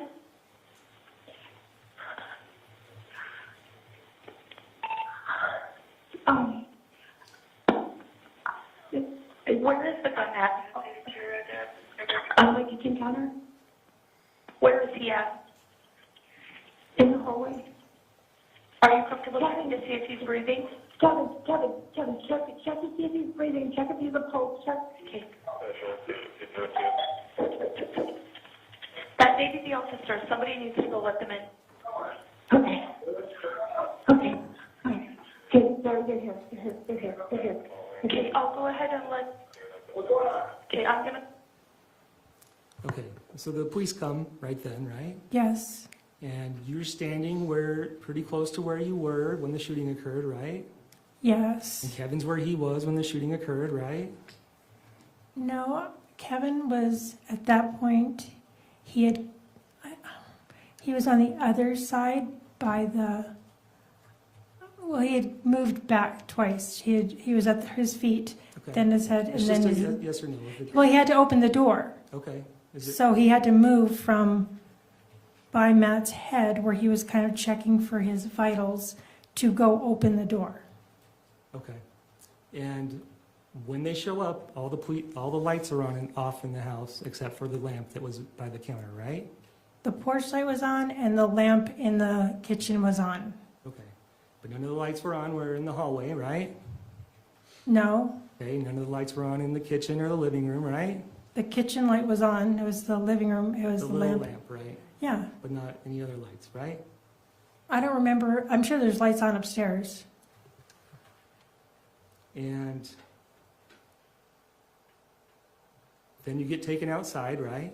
Yes, And you'd never seen that knife before, right? No. That was the first time you've seen the knife. yes. And you were looking at it in the dark, mostly for 8 minutes, right? I probably wasn't staring at the knife for 8 minutes. I was looking more at Matt and then Kate and Kevin. Okay. But when you talk to Diane Rastelli on the phone, and she asks, you tell her what kind of knife it is, right? Yes. You tell her it's a tactical knife, right? Yeah, yes. Okay. And you heard the body cam of Officer Laycock, right? I heard, well, what do you Did you try? hear Kate tell Officer Laycock that she heard yelling before the shooting? I don't remember hearing her say that to an officer, Okay. but I believe you. Okay. It's yes or no? Do you remember hearing that? No. Okay. And do you remember seeing the officer take Kate out into the yard and put her a little bit away from you? Do you remember Yes. that? Yes. And do you remember that you wanted to go and try to talk to her and try to go and sit by her? Yes. And you were even told by Officer Neal that you weren't allowed to, right? Yes. And then you talked to Officer Stimson, and then you kind of tried to again. Do you remember that? You tried to go and sit and talk to her again? I don't remember doing that, but I probably did because I was wanting to hold her hand or something. Okay. And you yell over to Kevin, you say, I don't know what's going on, or I don't know what to do is what you said. Do you remember that? I don't know what to do. So don't say anything. Is that what the quote is that on the body cam? I'm asking if you remember. I remember calling to him something, but I don't remember word for word what I said. Okay. And while this is going on, you're thinking about who Caitlin is on the 911 call, or do you know already? I think that's the furthest thing from my mind. I'm not thinking about that The phone 911 call anymore. No. You knew who it was, right? You knew who called. It wasn't registering until later when I had time to think, so no. Did you know any other Caitlins in the area? No. Did you know your neighbor was Caitlin? Yes. And the reason that you were worried about what time Caitlin called is because you couldn't come up with a story, isn't that right? No. And that's why you tried to talk to Kate to tell her not to, so you could tell her that the plan was over, right? Where there's a new plan. I have no idea what you just said. You were calling an audible from the plan. That's why you needed to talk to Kate, right? No. What? Say that again, please. You had a plan with Kevin and Kate to kill Matt. No. Okay. And you went, and Kate didn't know that when you guys were out in the hall, went out to the lawn, right? Kate wouldn't have known the plan changed, right? After your phone call with 911? No. No. And so Kate tells the officer that she heard yelling, right? I don't remember hearing that at all. I don't know what she talked to the officers about.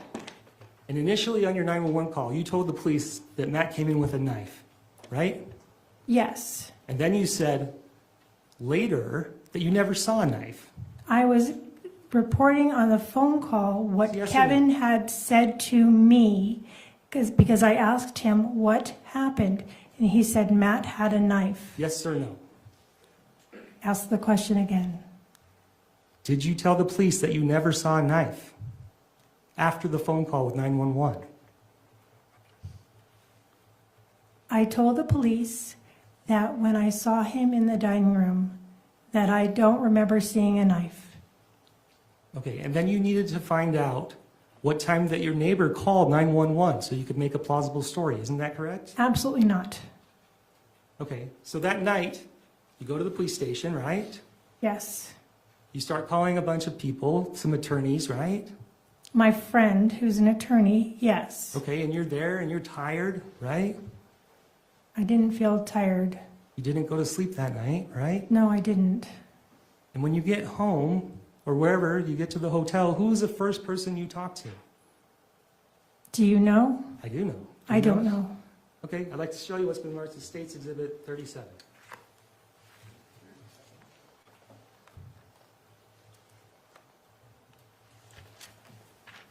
And who is this conversation between? Oh, it's with Caitlin. This isn't talking, this is texting. That's why. Texting, okay. First person you had communication with. I hadn't looked at my phone. Okay, is it yes or no? Just a yes or no. I just want a yes or no question. So I'm going to object, Your Honor. I think the line of questioning is intentionally trying to confuse my client. First saying that he called her and then bringing up a text exhibit and then saying he's texting and he's asking for this defendant to keep on track of his questions. It's impermissible to intentionally confuse a defendant trying to get some purported answer. I'm not trying to confuse her, Your Honor. I could be more specific. I don't think he's trying to confuse her, Mr. Facemyer. He did say a phone call. Let me finish. But I do think that we have changed some semantics. Texts aren't calls.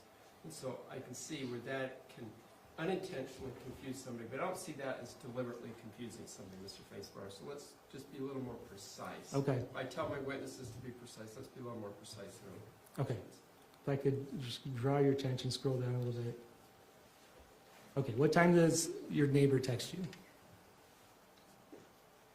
Well, it was up higher. Or the last one? What's the bottom one there? Last one's that, what does she say? She says, "Lady, I don't know what's going on, but I'm praying and hugging you hard." Okay. And what time do you text her back at? If we go to the next one. 5 in the morning. 5:17 a.m. What do you say? I said, "Thank you." Okay. And she doesn't text you back, right?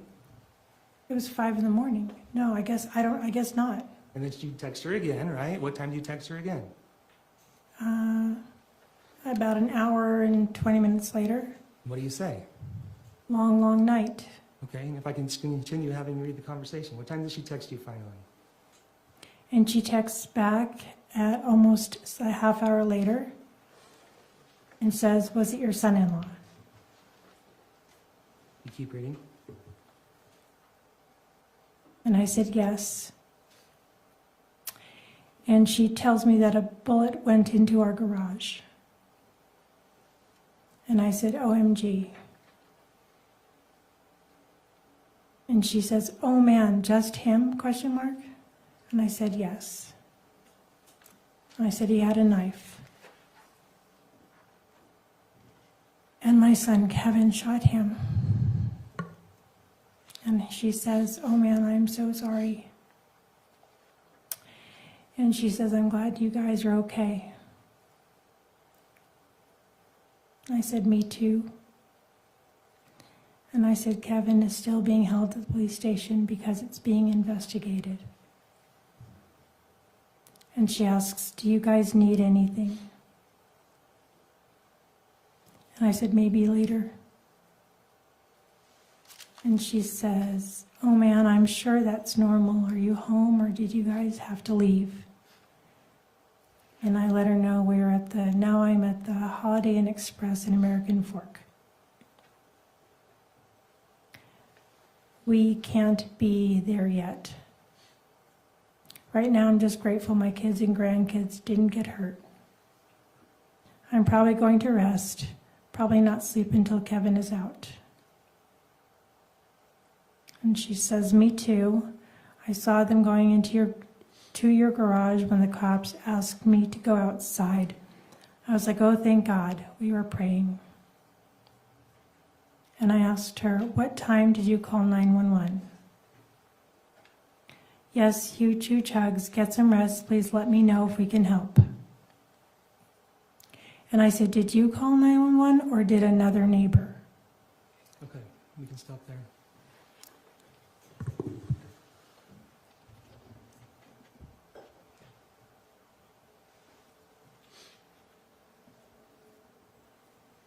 And you heard the jail phone call between Kevin and Teralyn, right? I did. And I could play that for you one more time. We could move to publish State's Exhibit 132. Okay.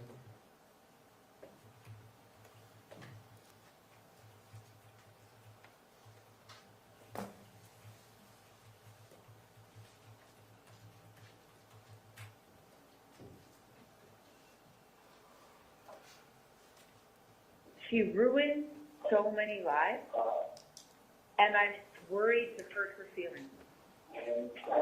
Yeah. Well, I can tell you something now, a little extra. What's that? Oh, I asked if she was sure. She was sure? Because she was like, didn't tell me anything about all this stuff about to happen. And I was like, are you sure this is exactly what's going to happen? And I'm like, she's scheming and doing all this. And she said yes. And she beat Cheyenne. That was her response. Or he beat Cheyenne. Oh my God.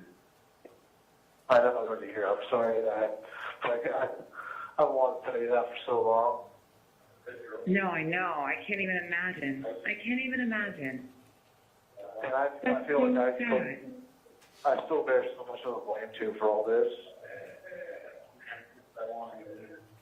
I'm so, and that makes me so mad that she's caused you to have to live with this.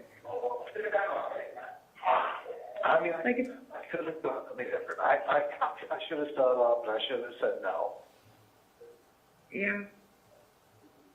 Yeah. But your mom should have never asked you that. You should have never had to say no.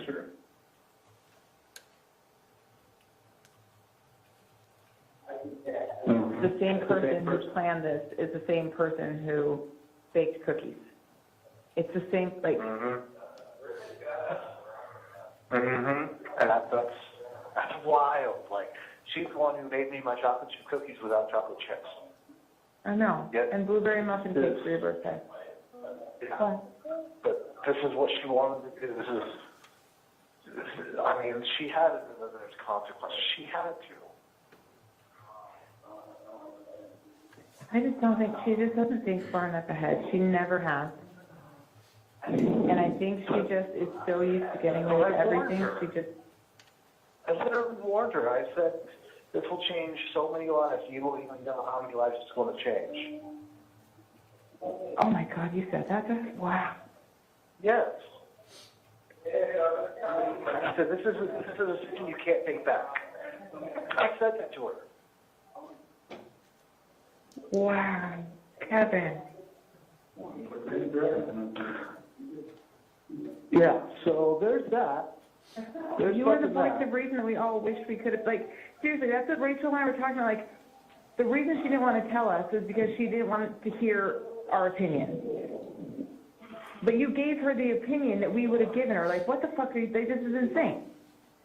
This is gonna, you can't do this kind of thing. I literally warned her.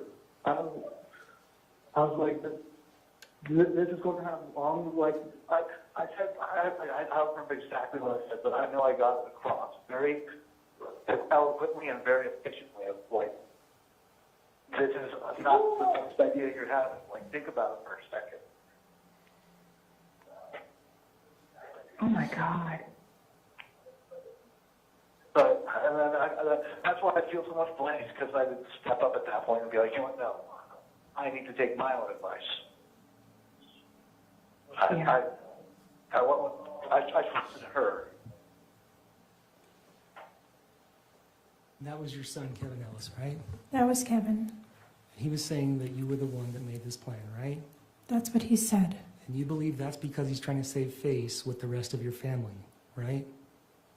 Yes. But Kevin has been mad at you since the beginning, right? Since July 12th.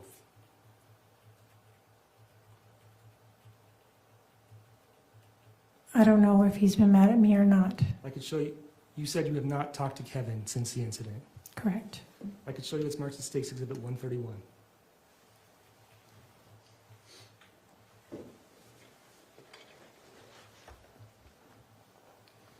Do you know who these text messages are between? No. Are these not text messages between you and Teralyn from August 6, 2024? Oh, that sounds right. So less than a month after the incident, right? Uh-huh. You tell Teralyn, please tell Kevin that if he is mad at me and doesn't want to talk to me, that he doesn't have to. And then later you say, I am mad at me too, and I will Yes. love him no matter what. Yes. Nothing further to find out. Thank you. Redirect.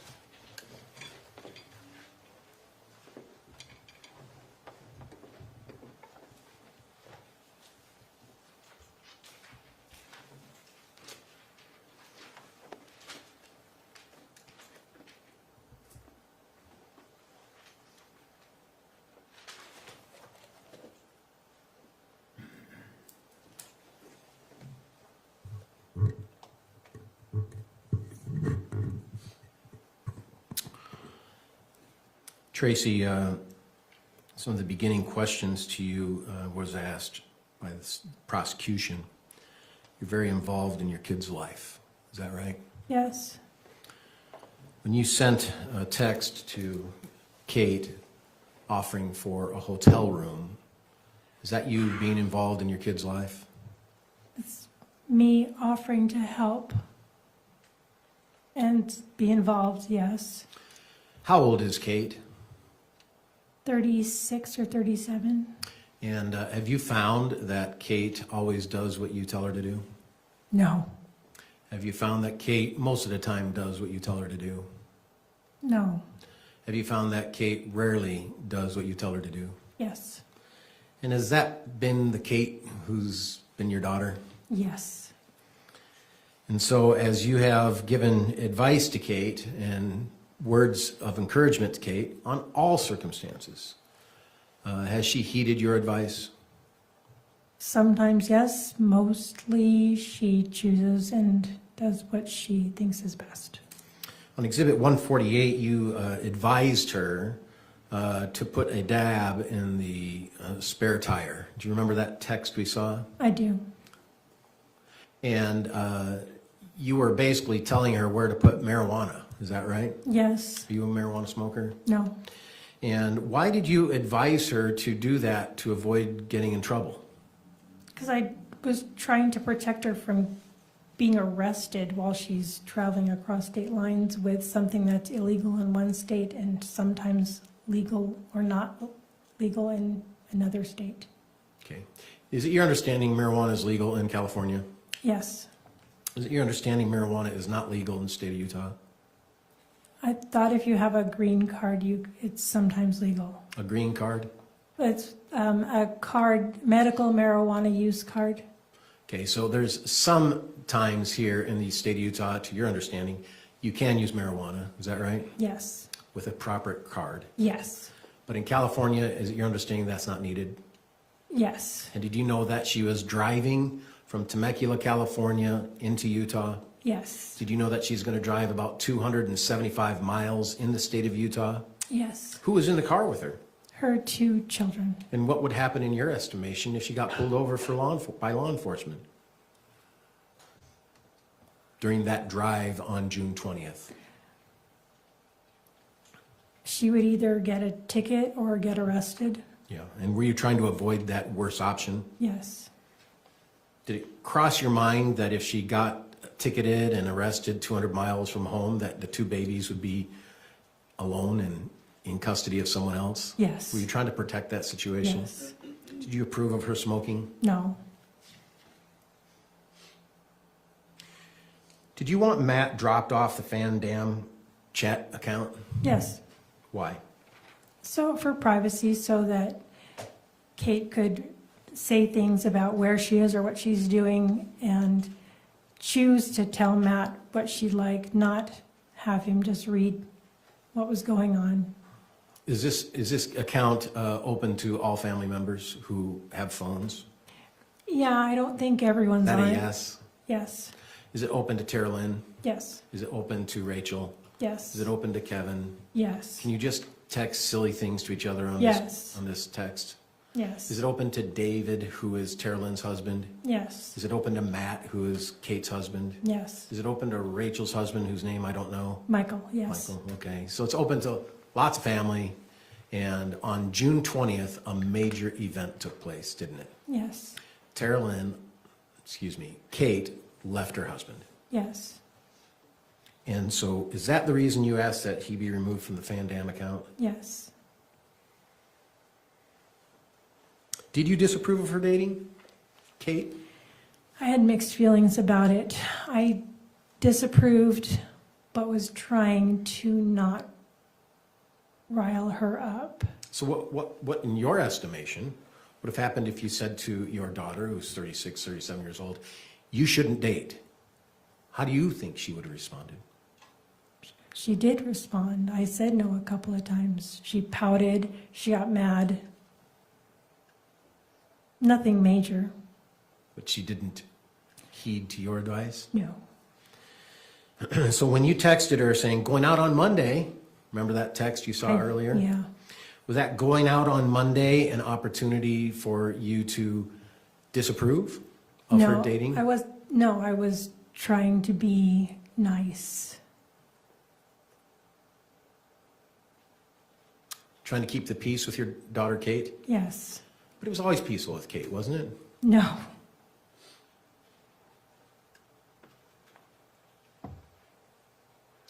In that text, you also stated that Matt chose this. Yes. Why did you say Matt chose this? She was expressing to me that it was hard to hear Matt be sad. And I was telling her, don't worry about it.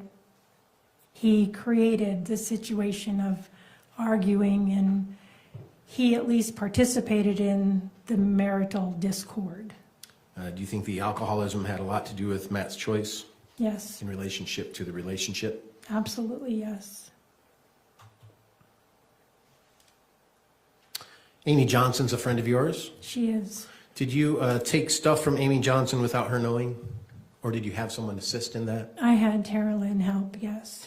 Did you, that screenshot of a title, did that title get taken from her? No. Isn't it true that in that text you asked her to take a picture of the title? There was several titles. That picture of the title had never left Amy's house. Did you handle Amy's properties with appropriate care? Yes, Did you defend Amy during times of her end of life? yes, Did you have to defend Amy at the times of the end of life? yes. And why is that? She had a home health care provider who was coming in at 9 to 5-ish every day. And I could tell she was taking advantage of Amy. She had already taken a tiny home and moved it to her property. The home health care person Yes, took a tiny home? yes. With Amy's verbal permission is what she said. And it wasn't purchased, it was a gift that Amy had given her. And she was trying to get an Airstream also onto her property. And so I was feeling like the home health care person was not the person who should be accepting gifts of that magnitude. And I was really worried about Amy's condition. and Was that Amy frail? She's vulnerable, yes. She's very vulnerable, Was Amy frail? yes. Do you recall on page 87 of Exhibit 108 the discussion about mountain lions? Yes, Were you trying to get mountain lions to eat Matt? no, Thank you.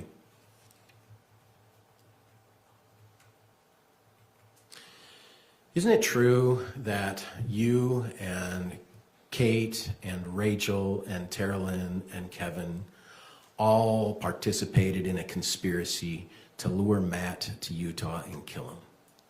no, You've heard the testimony of Rachel, is that right? yes, You've heard the testimony of Teralyn, is that right? yes, Did you find the questioning toward them by prosecution indicated they feel Objection, that they speculation. participated in the conspiracy? I need to finish the question. All right, fair enough. Finish the question and make the objection. I did with the word of conspiracy. All right, what was your objection, Mr. Watabe? Just having her speculate about Sorry? He was having her speculate about other people's feelings. Well, I think it is speculation, yes, to talk about other people's feelings. If you want to rephrase it, go ahead, please. In what I'm asking, and I'll do it here first, so we're having a legal moment, okay? Sorry, Judge. I'm asking if, in her opinion, the questions being asked to Rachel by the prosecution during her examination during this trial was implying that Rachel was a participant in the conspiracy to commit murder or kill Matt. Speculation. So you're asking her opinion of what the questions meant. Yeah. You can ask what the questions meant, but not what Rachel or Teralyn thought. What do you feel the questions of the prosecutor meant when he asked Rachel about the gun text? It seemed to me that the government and the prosecutor were trying to pull Rachel into and accusing her of a conspiracy to kill Matt. Would you say the same thing about the mountain lion search? Yes, Would you say the same thing about the gun rights search? absolutely, yes. Far removed from the time that Matt even came to Utah, isn't that right? Yes, Indeed, you weren't aware that Matt was coming to Utah until the day he came, isn't that right? that's correct. Was it your understanding the day before that he was not coming to Utah? Yes, Was it your understanding the day before that indeed Kate was being asked to go to California? yes, You cited in your questions with the prosecutor that you knew the truck did not have insurance, did not have a licensing. How did you know that? Kate told me. And you've heard the phone calls in this trial talk about some of the issues with the truck and not being able to travel, correct? Yes, yes, Including in the phone calls getting a travel permit. yes. Do you have any idea what a travel permit is? I'd only heard about it since when Matt borrowed it from a neighbor. I have an idea.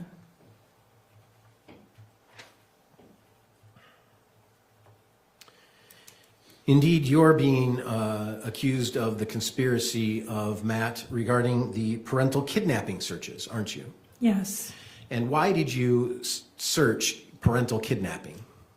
because Matt was saying that I was kidnapping the kids, or Kate was, and I needed more information.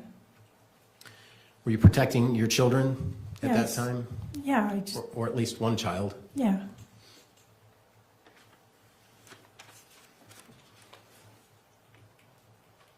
There's questions asked you about custody battles. Do you remember those questions by the prosecutor? I do. You've been divorced how many times? 4.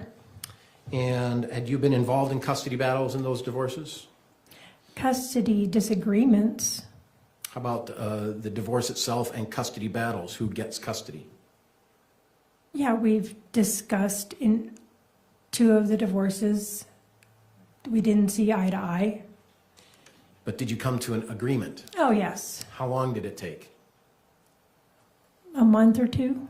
Did it require conversations? Yes. Did it require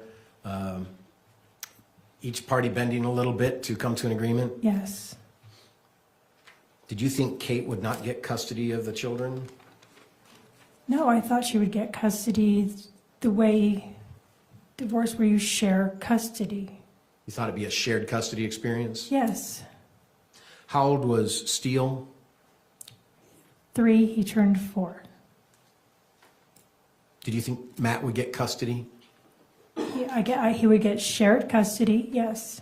Did you feel Matt loved his children? Yes. Do you feel Matt loved Kate? Yes.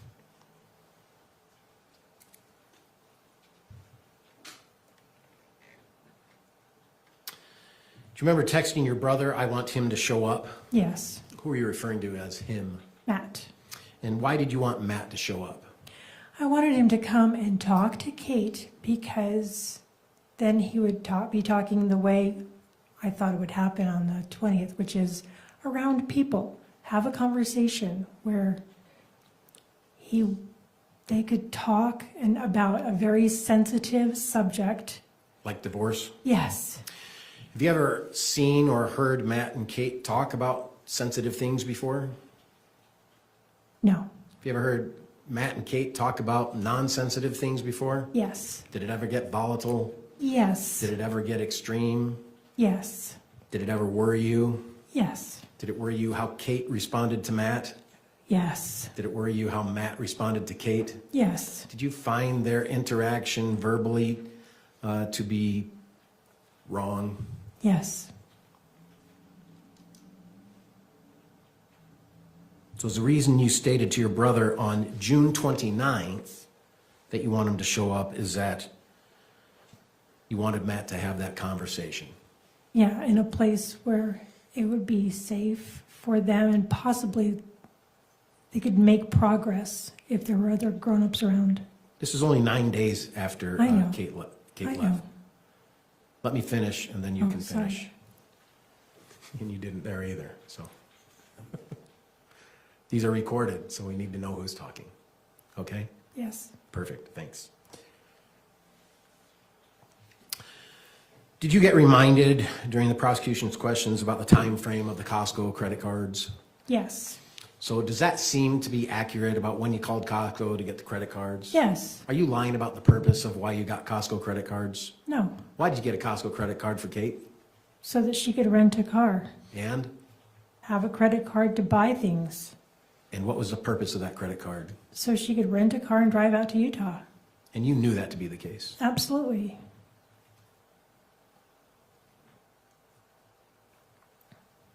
Back before Kate came to Utah, did you conspire a plan to send Rory far away to Seattle so that she wouldn't have to see a murder of Matt? No. What was your understanding of the whole situation regarding Rory and your from the state of Washington? Rory whimsically in an offhanded way asked if she could go, if she was thinking of driving to Seattle. I think she was 19 at the time. So she's in that place where she would want to do a road trip. Do you feel that question was asked you by prosecution to involve that storyline with the conspiracy to murder Matt? Yes.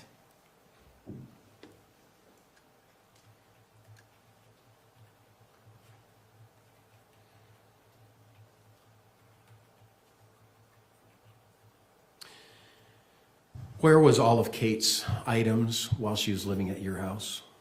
Upstairs in my closet area and at the foot of my bed. In the master bedroom? Yes. You're sleeping in the basement on an air mattress? Yes. There were also toys in the main level, is that right? Yes. Did you ever see things packed? Excuse me.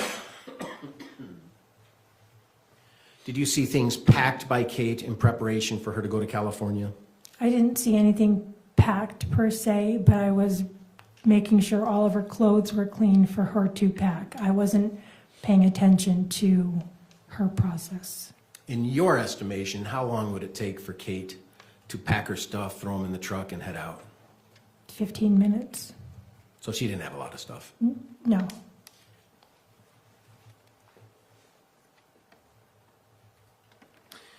In your comment regarding the text of money for the hotel and money for the rental car, do you remember that text you read Yes. a little bit ago? Why did you say the $200 to cover for the rental car? I said it because Kate was telling Matt that there was no money for a rental car. But if I was offering her money for a hotel, I wanted her to be able to explain to Matt, yeah, she could pay for the couple $100 for the hotel, but the rental car was too much. I was not being honest with the situation to Matt, because I had enough money to rent a car and let her get back to Utah.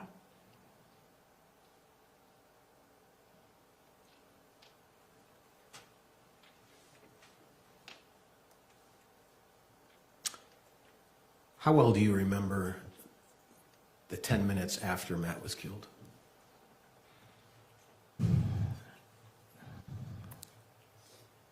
Some parts I remember clearly, some parts I don't remember at all, and some parts are kind of in the middle. Do you remember seeing Matt when he first arrived Yes. at the house? Oh, sorry, I did it again. I remember seeing, yes, I do. Thank you. Did he have a knife? I didn't see a knife. And If you were to plan a conspiracy, would you have come up with a really good plan? yes, Like he had a knife? yes, Like you heard arguing? yes, Like you heard fighting? yes, Did you say any of those things? no.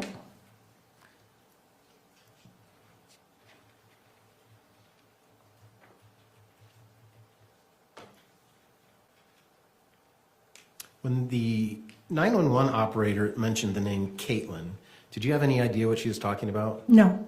Were you confused? Yes. Did you know that she was actually referring to your next door neighbor, Caitlin? No. Did you find that out sometime later? Yes.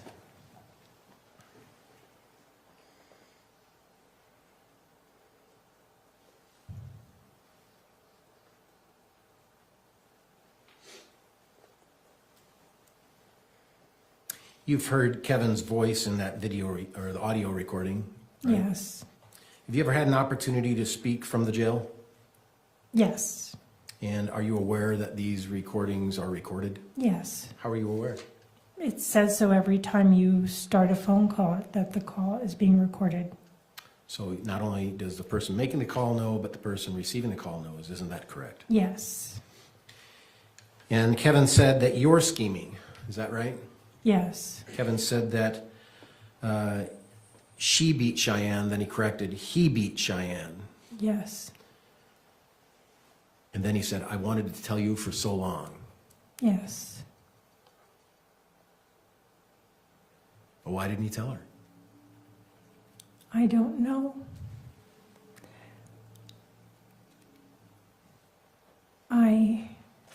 I'll ask a question. And then he said, I should have said no. Yes. Did Kevin ever tell you he did not want to shoot Matt? No. Kevin ever tell you he wanted to shoot Matt? No. Did Kevin ever tell you that he warned you about how this would change lives? No. Kevin had been in jail almost 2 years at this point, hadn't he? Yes.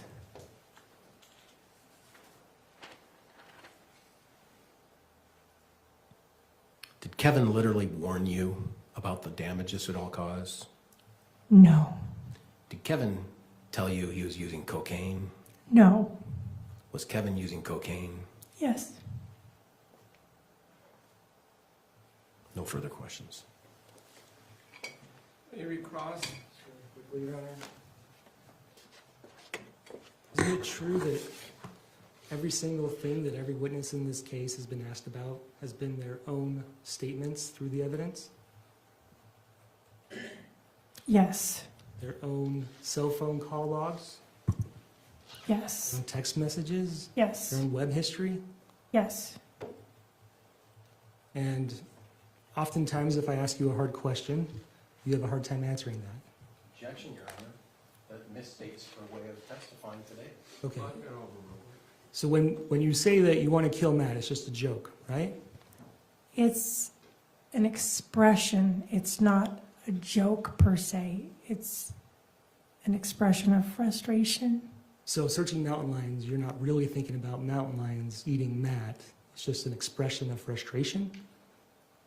That would have been a joke. How's that funny? Because Matt would say that he saw mountain lions, and Kate would tell me, she says, he's never seen a mountain lion. He says he sees scat. He says he's seen a mountain lion, and he doesn't. And I looked it up to see if it's anything, so I could say, he should wear I don't know, just like, I was going to make a joke back to her comments. So it's just a coincidence that this is the day after Matt had told you, that you're finally welcome back at the house, right? It's just a coincidence? Yes. And you can't remember searching shooting an intruder, even though it says Google search, right? You can't remember that. Correct. But Kevin did in fact shoot Matt, right?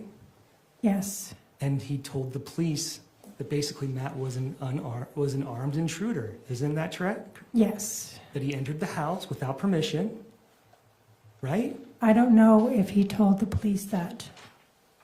Did you see the interview?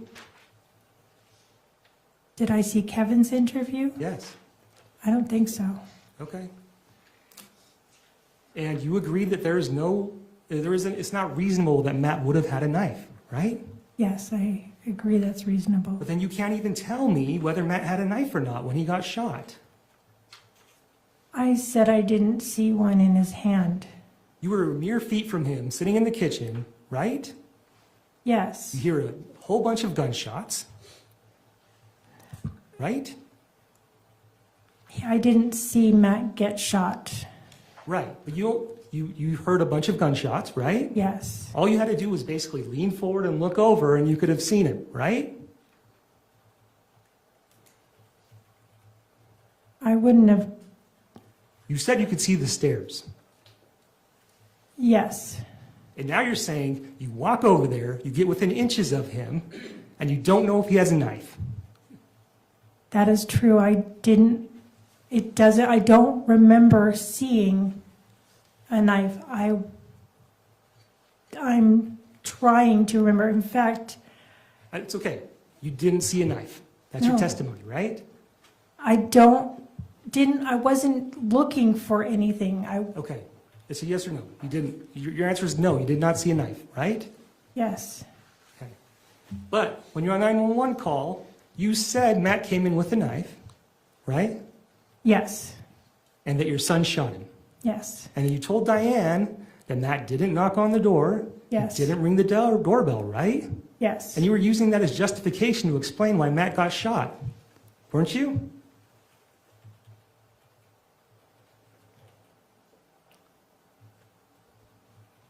I was saying I didn't hear the doorbell or a knock, explaining he came into the house and unexpectedly. Okay, so the same thing you don't remember searching, right? Shooting an intruder, is the same thing that ended up happening with Kevin shooting Matt, right? Yes, And then you deleted, and you don't even know how you deleted, but you deleted those searches the very next day, right? I don't know, but I delete things randomly. Nothing further. Redirect. Hold on, is it 108? I'm sorry. 108 or another? 108, page 20. 21? Thank you.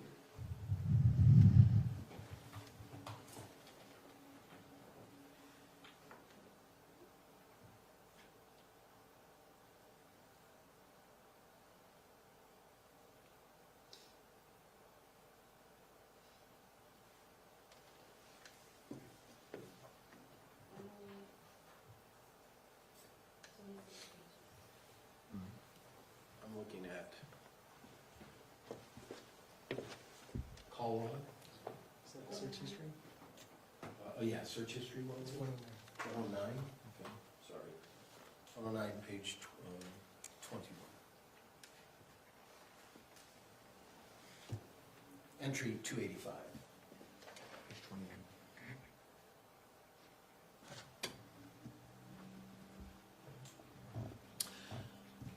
So do you see, Sorry, that's not the right one.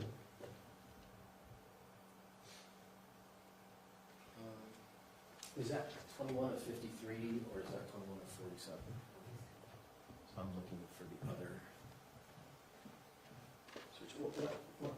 What's the date on that? Let's go to 6/16, can we? Let's just find 6/16 instead of going to a different exhibit. It's going to be here. There we go. Up a little more. Keep going. Keep going. Oh.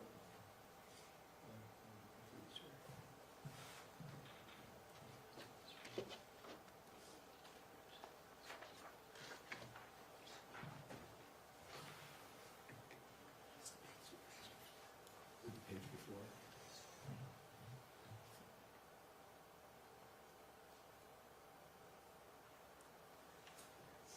Keep going down. Right there. Thank you.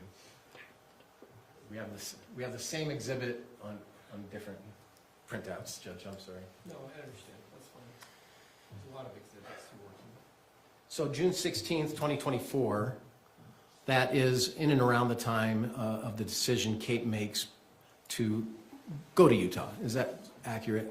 Yes, And you have one Shoyit break-in Google search. You see that? yes, Were you using your thumbs on that one? don't know. Okay. And the one after that, or the one before that, it's at 10:20:21 a.m. on 6/16, Utah gun law registration. You see that? Yes, And is that the time in which you were searching that while speaking with Teralyn on speaker? yes, And so 1 minute later, Utah Shoyit break-in, you were doing other searches while speaking with Teralyn on speaker. Is that yes. right? And can you read the one right above it? One dead, one hospitalized in Layton shooting, ABC 4 Utah, which means it was local news. And what was the time difference between Utah Shoit break-in number 212 and number 211? What's the time difference? About 20 seconds. 10:21:51, 10:21:42. Yeah. If I told you that that was 9 seconds, would you have any reason to disagree with me? 9 seconds. Did your Utah Shoit break-in have anything to do with the killing of Matt? No. Did it have more to do of just searching on the web? Yes. Is that very similar to the very next one, 9 seconds later, one dead, one hospitalized in Layton shooting? Local news, yes.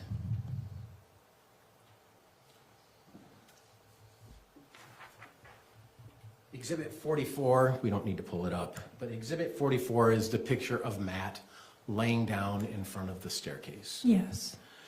How many times have you seen that picture? 50, 40. Do you have a clear recollection in your mind the status of Matt's body layout when you first saw him after the shooting? I know for sure I don't. I can explain. No. When you went upstairs, you talked to Kate, you came back down. Do you have a firm recollection of the shape of Matt laying on the body, No. laying on the carpet? No. Where do you come up with your best recollection of memory for Matt's position when you saw him? From the photo that I've been looking at today and past weeks, months, year. No further questions. Nothing further, Your Honor. Thank you. Next step down. Counsel, can I see up here quickly?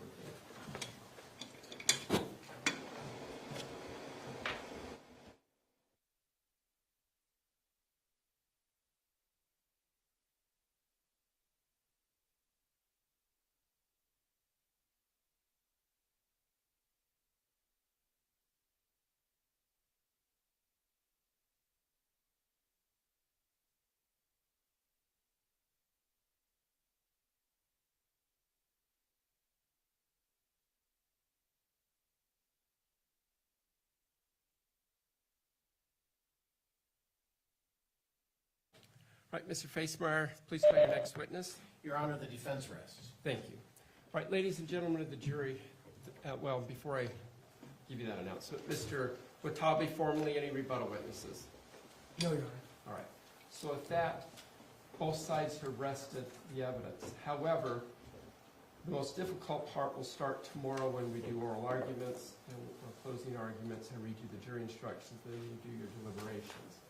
Because you have not received the final instructions of the law, it still would be inappropriate for you to think about the case, form an opinion about what the evidence does or doesn't mean, to talk about it with each other or anyone else. Still using social media or researching about the case is still forbidden as well. So just keep an open mind, forget about the case as much as you can, and just enjoy your evening tonight. Tomorrow, plan on that being a long day. It could go into the late hours of the evening. We're going to start at 9 a.m. tomorrow, 9-ish. We're going to stay and chat briefly after you leave to go over other issues, and then we'll be meeting again early in the morning before you're here, after they've had a time to discuss things overnight. Make sure you make arrangements with family members and others if needed to watch children or take care of any other matters, because it's a high likelihood that you'll be here well after 5 p.m. If necessary, we will also bleed over into Wednesday, Thursday, Friday for deliberations if you need it. So you shouldn't plan anything in the evening or during the day during any of this week until I finally release you after your verdict has been rendered. With that in mind, thank you so much for paying attention today, and we'll be in recess with the jury. All rise.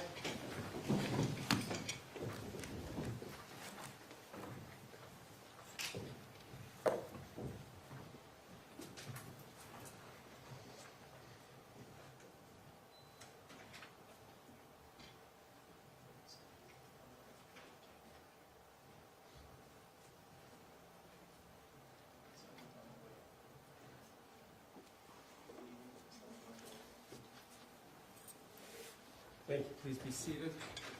All right, Mr. Watabe, anything on behalf of the state you wish to put on the record? No, Your Honor. Mr. Facemyer, anything on behalf of the defense you wish to put on the record? No, Your Honor. All right, you're welcome to leave your stuff here overnight. It will be locked up. I will see you. We'll have this open at 8:30. Do you want it open earlier, counsel? 8:30 should be sufficient. Mr. Facemyer, is 8:30 sufficient? All right, we'll have it open 8:30 sharp. I'll be available if you wish to discuss anything with me at 8:30. If not, I'll come out just before 9, call the case, and we'll bring the jury out with the intention of me doing the final or closing jury instructions. And then who's going to be doing closing for the state? I will, Your Honor. Roy, and then Mr. Facemyer for the defense, of course. All right, thank you, counsel, for your diligent efforts today. We'll be in recess. All rise. Your Honor, can I approach on something unrelated? I'm sorry? Can I approach on something